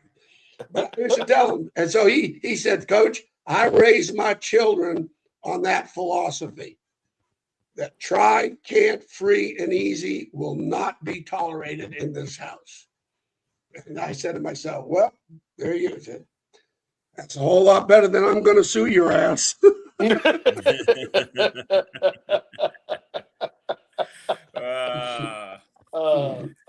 Coach Stoney, what's the schedule now for you guys as you get ready to head into July, as you get cranked up, man? August is going to be here, man. My goodness gracious. It's happening quick. You know, right now, believe it or not, I'm on vacation. So, you know, this is a vacation week for us. We finished up most of our camps. We had a youth camp. We had a mega camp. We had a specialized quarterback camp, wide receivers, defensive back camp. So we're finishing up our camps, taking a reset moment here. I'm actually going down to Pinehurst here tomorrow. All right. Nice. You know, play golf. He said, how long are you staying? I said, I'm taking 9 balls. I may be home. I'm leaving tomorrow. I may be home by Thursday. Hey, there's no 10th ball, right? You lose that 9th one, you're gone. When it's 10 cup, when Kevin Carter says, I need another ball, this is the last one, then I know this is the last one. I'm not going back into the pro shop. So when we get back, we're going to turn our attention to first 4 game study, things like that, and then we'll take about a week and get going on that, and then we'll turn all of our attention to August camp preparation, most of which is done, but we'll go back through it again, just making sure we're dialed in on the things that we need to be dialed in on, that the schedule meets the time, that we've got this thing. We've adjusted what we did last camp a little bit, and just going to go through that and start putting together teach tapes for our players in August, practice tapes, all those things. So there's work to be done, but you know, as Coach Elmassian knows, once July 4th is over, you just know it's here. You can still say you got 3 weeks. You don't have 3 weeks. You're all dialed in. It's ready to go. Yep, 100%. 100%. Brian, did you dip into North Carolina in recruiting? Did you get out of Greensboro or you know, it's just a great get. You know, when I first got there, it was just me sitting in a room, so I didn't have anything. I'm like, what am I doing here? I mean, it's just, so one of the things I did look at is I looked at the demographics of just our school, and then I looked at the rosters of our baseball team, men's basketball, wrestling. And what I saw was that, you know, wait a second, this Charlotte, Raleigh, Greensboro, this looks pretty good. So we dove into there pretty good. We now have 2 of our coaches, Mitch As you know, Mitch Ferrick, our offensive coordinator, he played at he played at Guilford, coached at Guilford, was a Q State, North Carolina. So he had a great background in that part. So he's done a great job. DeRay Hicks has moved down in there as well, and even Tony Sprouted. So we've even put an even bigger emphasis into the Charlotte down to Greensboro and Raleigh, that whole area right there. And we have benefited from it a great deal. So it's kind of like that. There's not many Division III programs in the state of North Carolina. It's not. So we've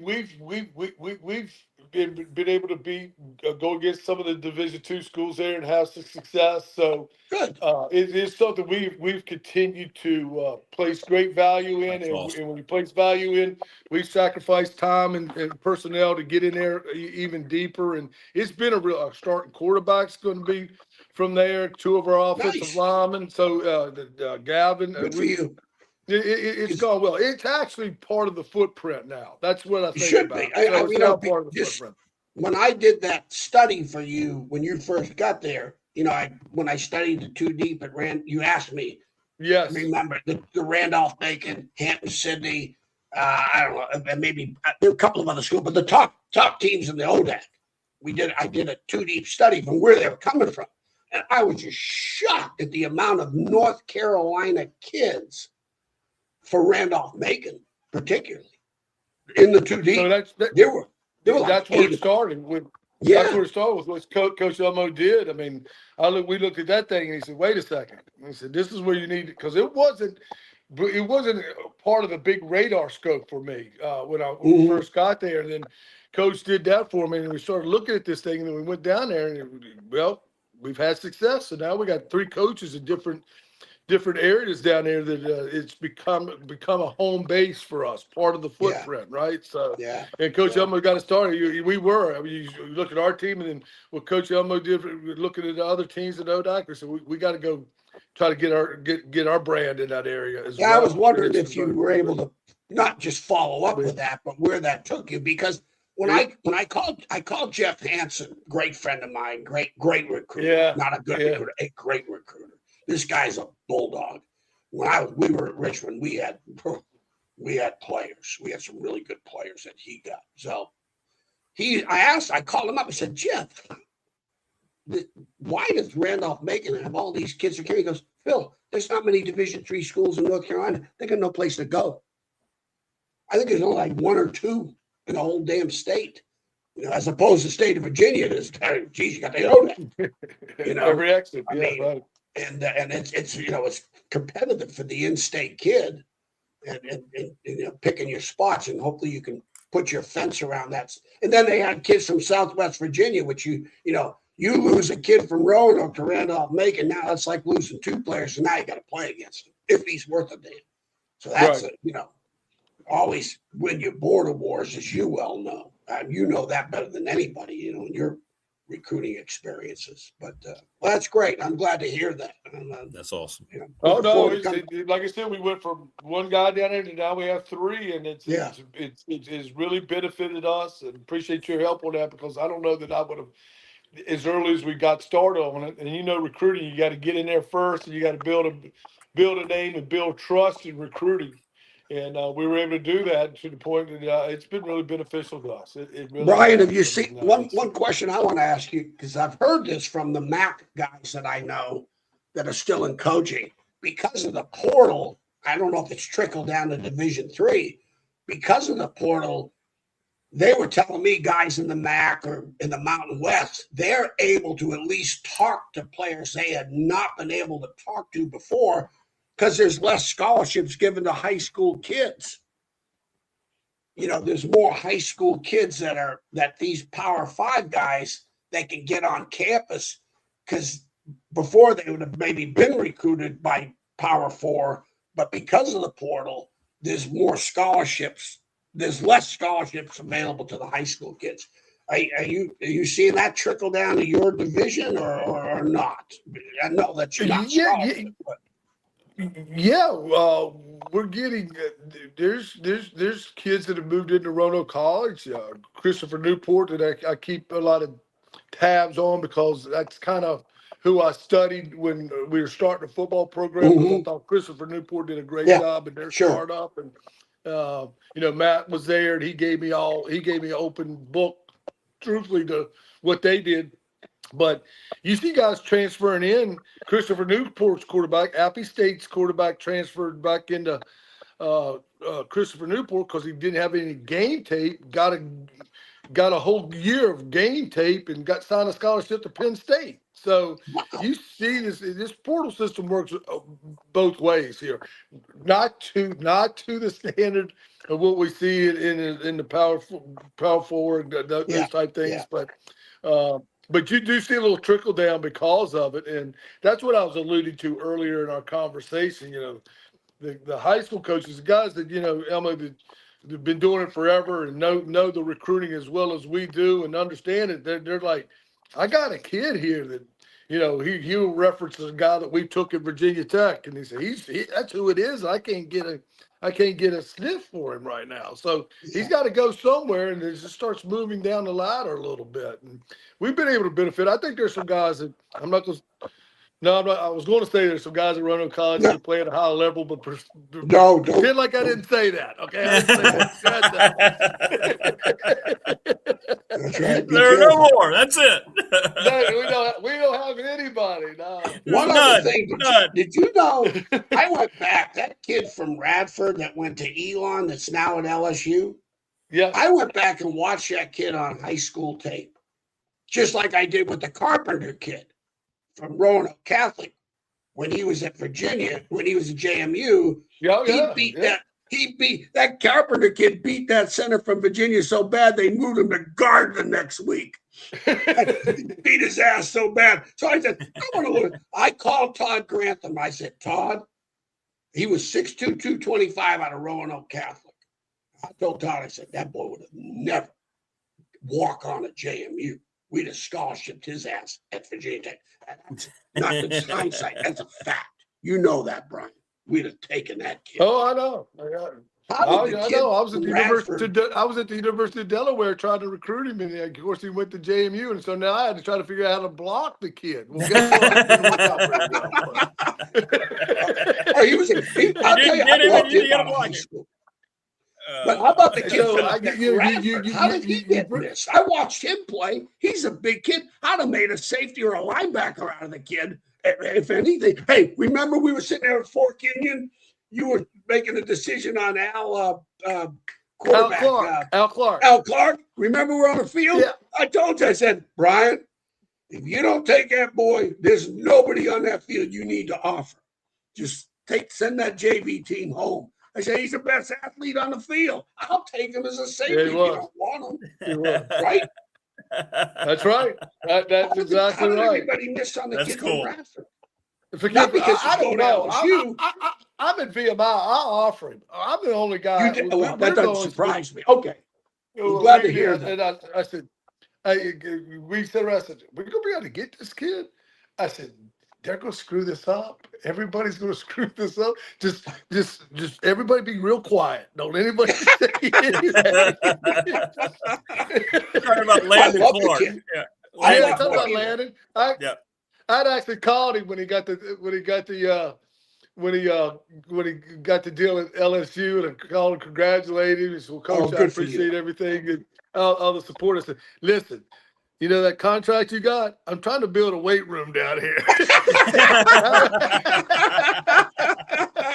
Attaboy. But I mean, that's what you get to. I mean, I thought this kid's a no-brainer.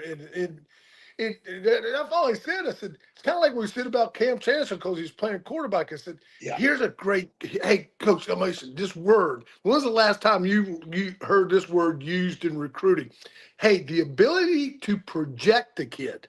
Oh, geez. I said, okay, Cam may not be a quarterback, but he's something.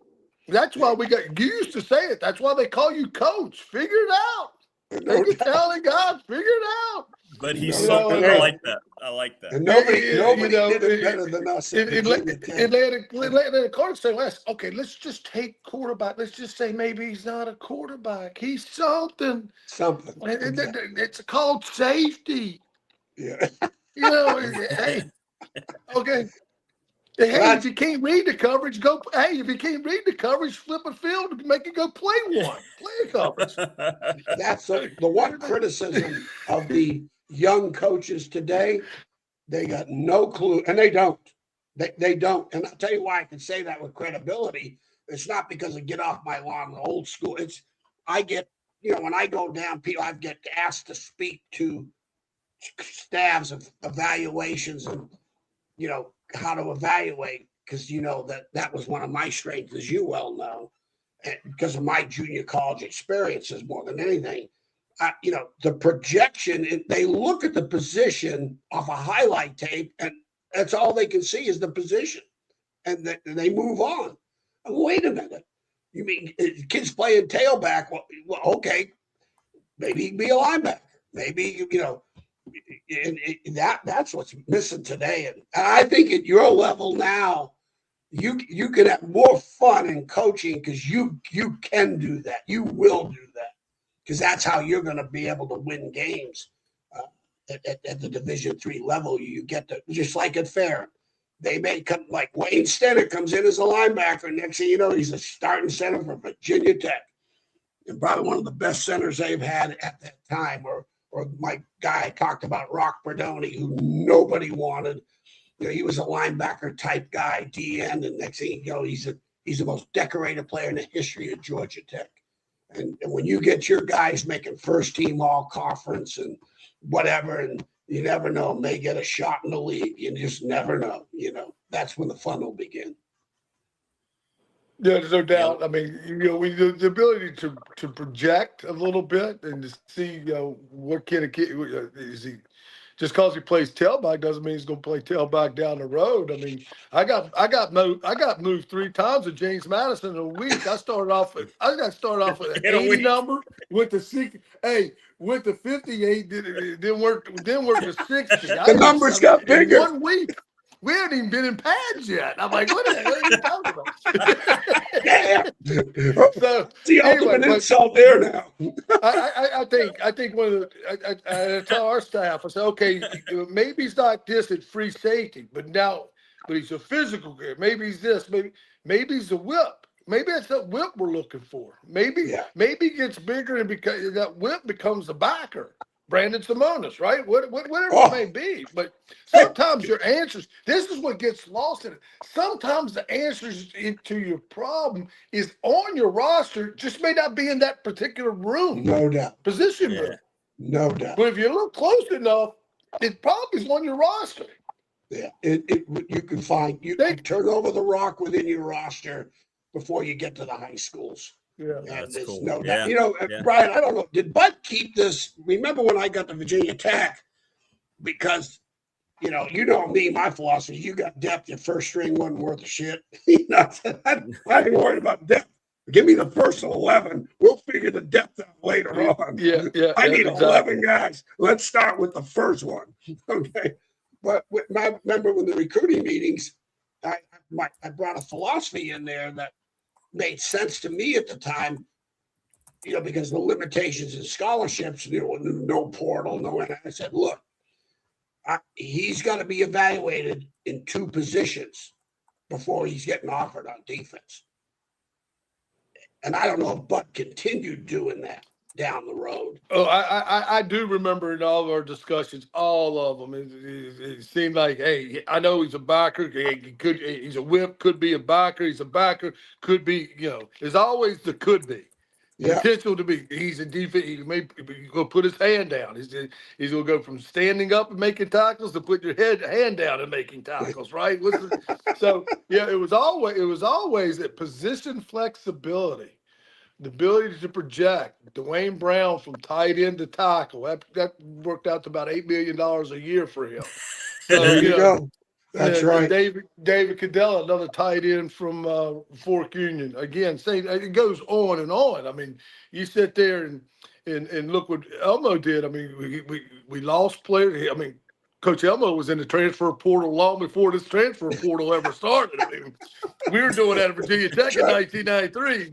I said, yeah, but Coach, You're right. We are in the transfer portal right here, but normally you bring some in.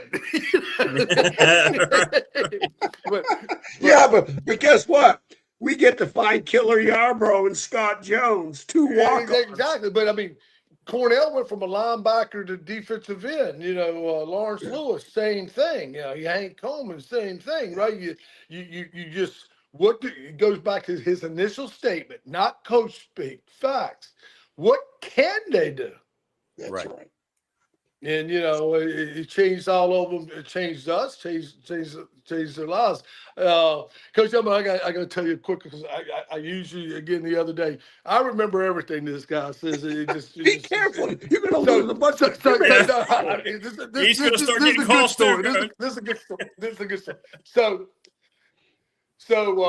I'm sitting there. I go in and listen to Coach talking to the defense. We get ready to start the season. And he goes, I tell you guys one thing.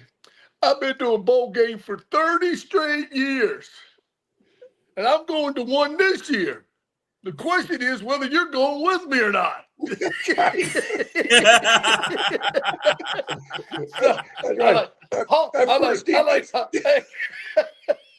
That first defensive meeting, I walked in there and said, I'm going to a bowl next year. I just hope I can bring your ass. And I'm going. I was there. I said, I want to see what he does. I want to hear what he's telling this defense. I want to be a part of this. I said, shit, I was spoiled. I just come from Syracuse off the Fiesta Bowl and the Hall of Fame Bowl, and we beat Colorado and Ohio State, and then in Virginia, the Sugar Bowl. I got spoiled. I'm entering a 3-win team with Dave Gray telling me, look, I got to fire Frank. If I fire him, I can't. You may not be here next year. I said, that's an incentive. Like the burning ship there. So I told him, Jesus. Coach Stein, before we let you go, real quick, how close was it between Mike Vick, Virginia Tech, and Syracuse? We had people talking about it earlier. Can you take us back? I know Dwight's talked about it. There you go. How much? Yeah. How difficult was that to get him out of that mindset to come to Blacksburg? Oh, I think it was extremely difficult. I think because it's one of the best recruiting stories out there, and I appreciate Elmo bringing up. Throwing me into my name in with the guys like Kavanaugh, Tom O'Brien, Danny Wilmer. Danny. That's Greg Roberts. When I was in high school, I was in high school 100 years ago, and I was fortunate to make it to the state wrestling meet as a senior. It's in Collinsville, Virginia. Theodale Collinsville High School. Not even there. You don't even know how to get there from here, right? It's a Saturday in January, and we're at a state wrestling tournament, and I look up at noon in Collinsville, and Danny Wilmer sitting on the front row. And then, so when I became a coach, I started watching him recruit. I said, okay, you better be good. Or he'll get. So I learned a lot. I learned a lot from a lot of really good people. But great story. So there's the Michael Vick, Ronald Curry experience. Yep. All going on 10 blocks from one another. Right, and so if you. No matter, you could go to Food Line and I could come out there with a gallon of milk and some eggs, and the person at the counter says, "How we doing with Ronald Curry?" And that was USA Today Player of the Year. Yeah, 2 years in a row, 2 sports. So alumni, everybody. Okay, this is ground zero. Anyway, long story short. So we're like everybody else. You got Mike, you got Ronald, you got all these things going. And Jim Kavanaugh finally said, "I don't know that we're going to get Ronald Curry." He came into my office. He says, "I need your backing on this. It's Thursday." Elmo knows it's on Thursday mornings during the season. We go over the schedule, the travel, and then we go straight to board. He goes, "Coach Beamer's going to open up that board, and he's going to go straight to quarterback, and he's going to ask this." And I said, yeah, what are you going to tell him? He said, I need you back. He said, I'm going to tell him I don't think we can get Ronald Curry. But if we don't go all in on Michael Vick, we're not going to get him either. And I said, you go tell Coach Beamer? And so he said, I think we ought to just let everybody know we're not going to recruit Ronald Curry anymore, but we're going all in on Michael Vick. And I said, you go tell Coach Beamer that? He goes, yeah, I need your backing. I go, okay.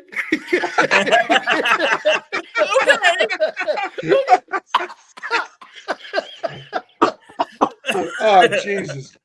So, you know, because Syracuse, I mean, they've gone all in. And then during that time, Mike and to this day, Mike and, the quarterback, help me, it's Syracuse, Donovan McNabb, they become close. Close. So this is not going to be easy as it is.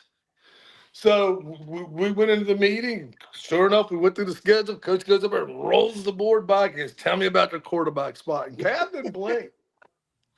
He didn't blink.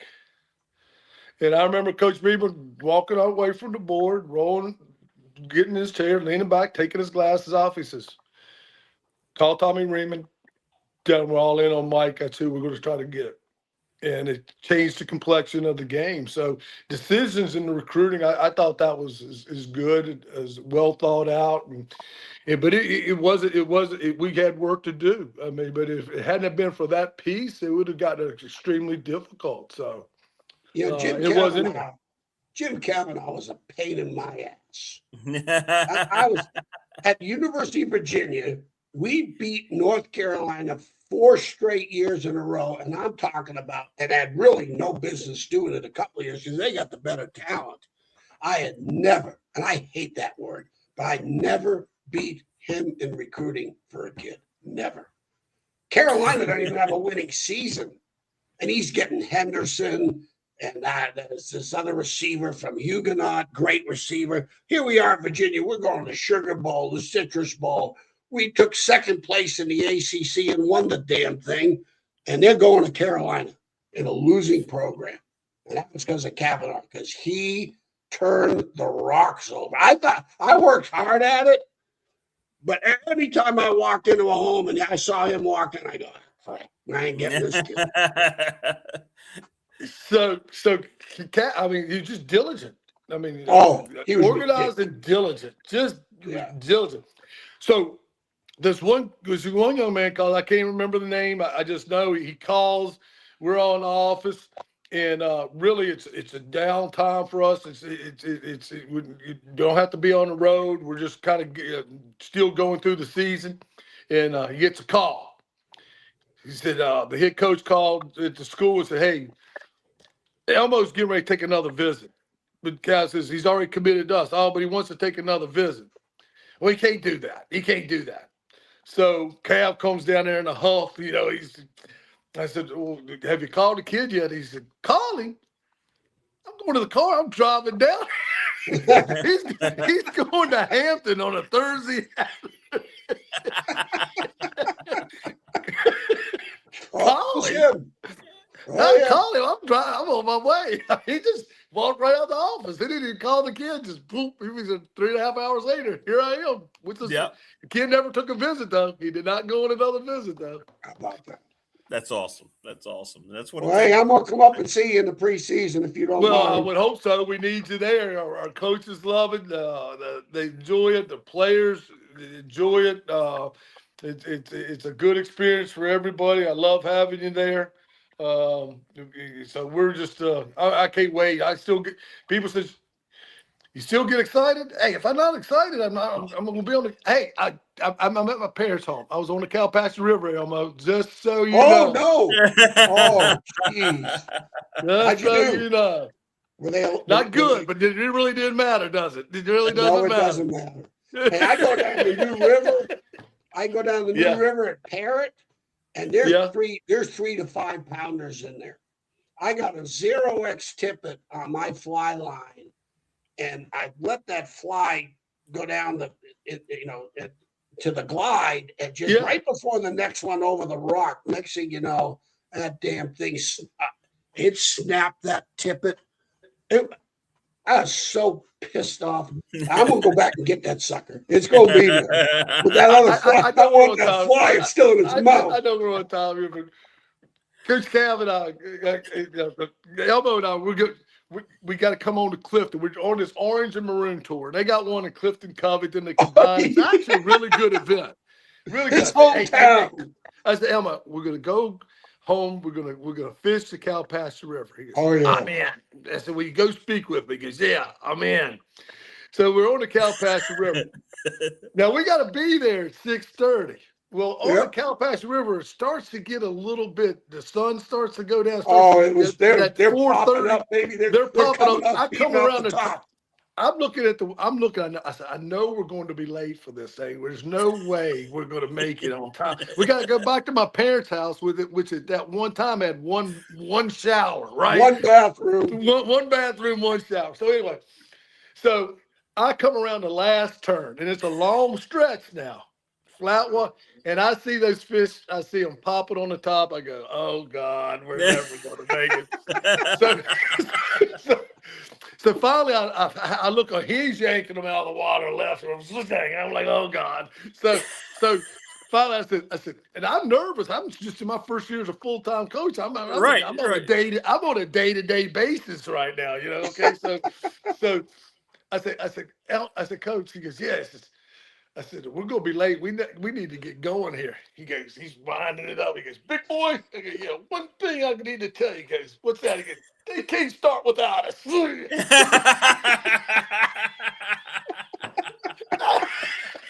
As he's casting. I know. I said, Brian, big boy, they cannot start without us. They cannot start. We'll be all right. Okay, we're good. Keep on. Hey, I appreciate you having us on. As you can tell, he and I can do this all day long. So. I know, man. I love it. Hey, I love it. Give your staff my best. I love your staff. I love what you're doing. I'm so proud of you. And you're in a great place at the time in your career. Don't forget, everybody I've talked to, I know the money's big in all those Division I programs, but they're miserable son of a bitches in that coach right now. I ain't talked to any one of them, whether they got coordinators, titles, or whatever. The guys that I were either GAs for me or mentored in my career with them, they hate it. The month of June is an absolute. They can't juggle the balls. They can't. They just got stupid. It is an absolute. Hey, when Nick Saban got out, that better be a message to everybody. There's no doubt. No. And I'm just telling you, it's so you're in a great place. I know you know that. And I do know that. I'm blessed, and I'm enjoying this ride. I'm going to call me if I can do anything. You want me to look at a kid or something? You know that. You know I do always. Absolutely, all right, buddy. Rick, thanks, man. We'll be in touch soon, Coach, as you get closer to the season, man. Sounds great. Right. Appreciate it. See you in a couple of weeks, Rick. There you go. Yeah, that's right. All right, Coach. Have a great rest of your vacation, Coach Stoney. There you go. Thank you very much. I appreciate it. Yeah, man. All right, brother. Bye-bye. Be good, man. Awesome. Yeah, hey, Coach, we'll see you on the 18th. Yeah, you'll see everybody on the 18th. I'm looking for. Hey, did I put the pressure on Jen or what? Huh? You did. I felt bad. I gave her the coaching point. Hey, ain't no trying in this business. No trying. Get it done. Ass up there. Get it done. I'm so happy for Coach Stoney, man. He's done a great job. He's going to continue to do a great job. You can just awesome. It's like That's anything else. For Roanoke College, and you think about it. First of all, the city of Salem, like Pulaski used to be, at least. You talk about embracing all athletics. Yeah. Absolutely. I remember when I watched Salem High School play Liberty Lynchburg Christian in the opener about 2 or 3 years ago. They had all those great players. Yeah, a bunch of Division I guys. Yeah. Yeah, they had like 3 or 4 of them on the field. I think it was 3 years ago. And I went down to the field and got to see the head coaches and the athletic director. I met him. I can't remember his name now. I feel bad. But I walked around the field. I said, how long you been the AD here? He goes, oh, just a couple of years. He said, he shared with me about his interview. And you talk about, you think about this, Rick, in terms of high school football and their fields. He said he goes on the interview and he's with the, whoever, is going to do the hiring, superintendent, whatever. And they walk on the football field. He goes, "What do you notice about this field?" And the AD goes, he's looking around his football field, and then he goes, "There's no soccer lines on this football field. This is strictly for football. Lacrosse ain't playing here. Soccer ain't playing here." He goes, "All the lines on that field are football." That's how important this program is to this community. 100%. Yeah. Rick, think about that. Yeah, that's right. It's a great point. And I'll tell you, you talk about a community, even going back to the Eddie Joyce days in the 60s, it's been like this for decades, the support. So next thing you know, when Roanoke College decided to have football, I went, "Oh my God." I will tell you right now, I really believe Ferrum, that's one of the reasons Ferrum got out of the ODAC. They're not going to be able to compete with Roanoke. Yeah, right. Right. You know, Averitt, Ferrum, Hampton, Sydney, they ain't going to be happy campers on this one. The campus is absolutely, it's a big time campus. Yeah, it really is. It is. Roanoke, yeah, it is. In a place, they have the third highest attendance in all Division III football this year, Rick. The first year having a full-time schedule. The support that they get, and think about this. What's the most beautiful time of the year is the fall, so at least gives the alumni, you know, basketball, all due respects for basketball and lacrosse, but these are, you know, it ain't played in the fall. Yep, and the mountains all around that stadium. Yep. Yeah, you know, the mountains and the weekends spent and, you know, tailgating and you couldn't ask for, you could not have found a better guy to put your trust and hands and responsibility into doing this than Brian Steinsman. There'd be 100%. Nobody better. Nobody. 100%. Nobody. 100%. Yeah. I guarantee you, James Franklin couldn't do that job. No, it takes a special guy, and he is embracing it. And they're going to be even better this year. Yeah. They're going to be even better this year, I think. So I'm so proud of him, Rick, and thanks for having us on. No, it was great, man. I just loved it. That was great. I loved it. Like I said, I hope I don't take up too much oxygen. No, he just lets you guys roll, man. That's what it's all about, brother. That's what it's all about. We're looking forward to coming up there Saturday. I'm gonna leave early Saturday morning, and we'll stay at the Highlander. Yeah, we're 2 weeks out. It'll be the 18th. All right, Rick. Yeah. Thanks for having me. Enjoy it. I'm sure we'll see you later in the week, Coach. Cool. All right, Coach Elmo. How much fun was that, man? That was great. That was great. Thanks to Coach Steinspring and Coach Elmo. Just let them cook, baby. Just let them go.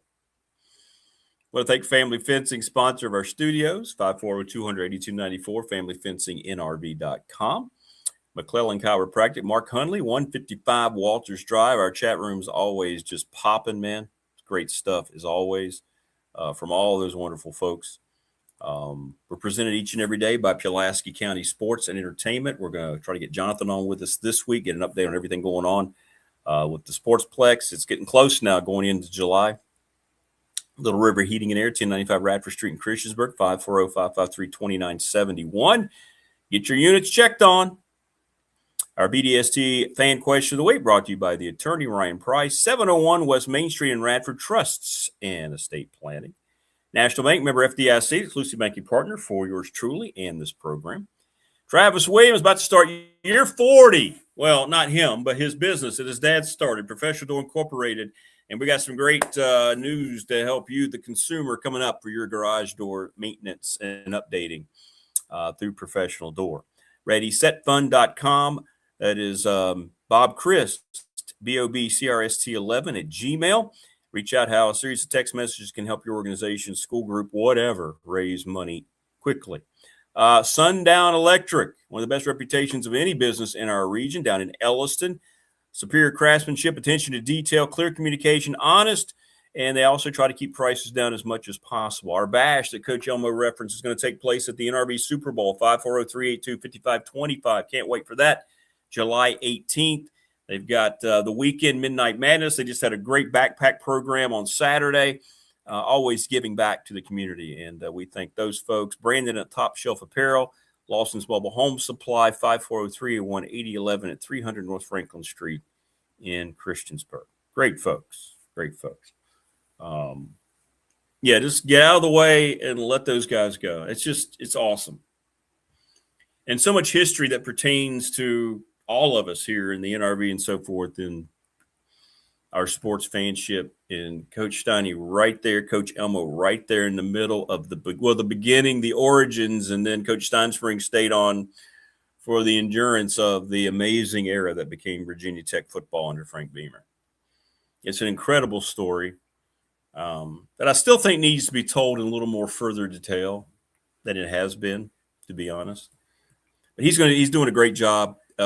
Great story there. I love that whole image. I can just, as Steiny was telling it, you could just see him out there waiting in the river. The fish are popping. Coach Elmo, as he throws out his line, they can't start without us, Coach.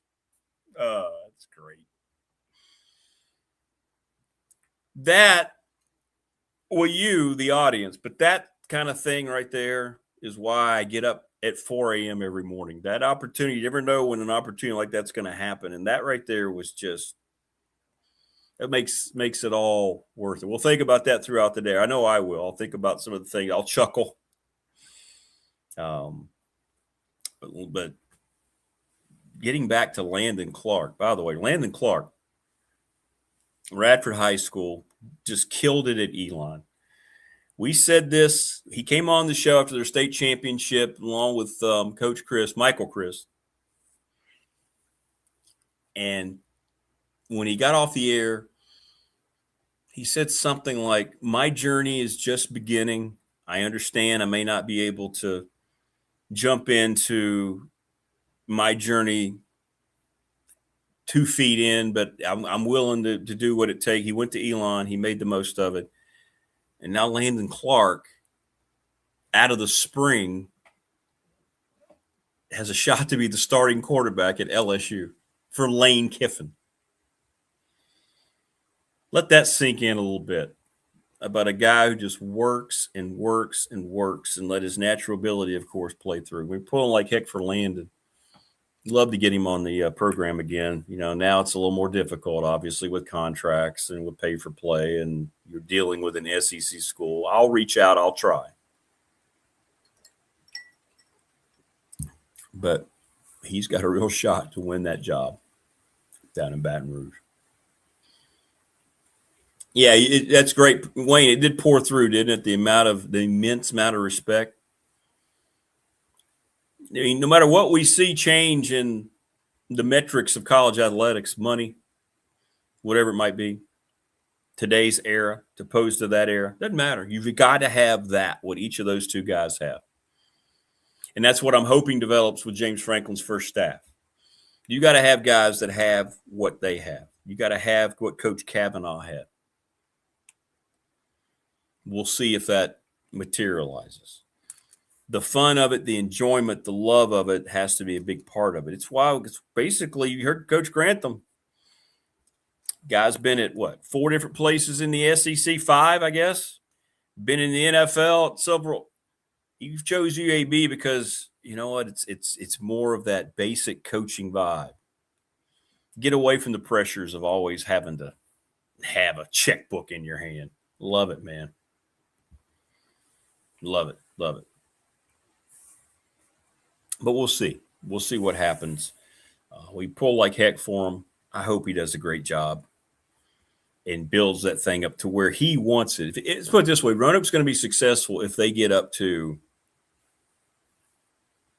the level that he sees it, then Roanoke's going to be thriving for years because I know he has very high expectations.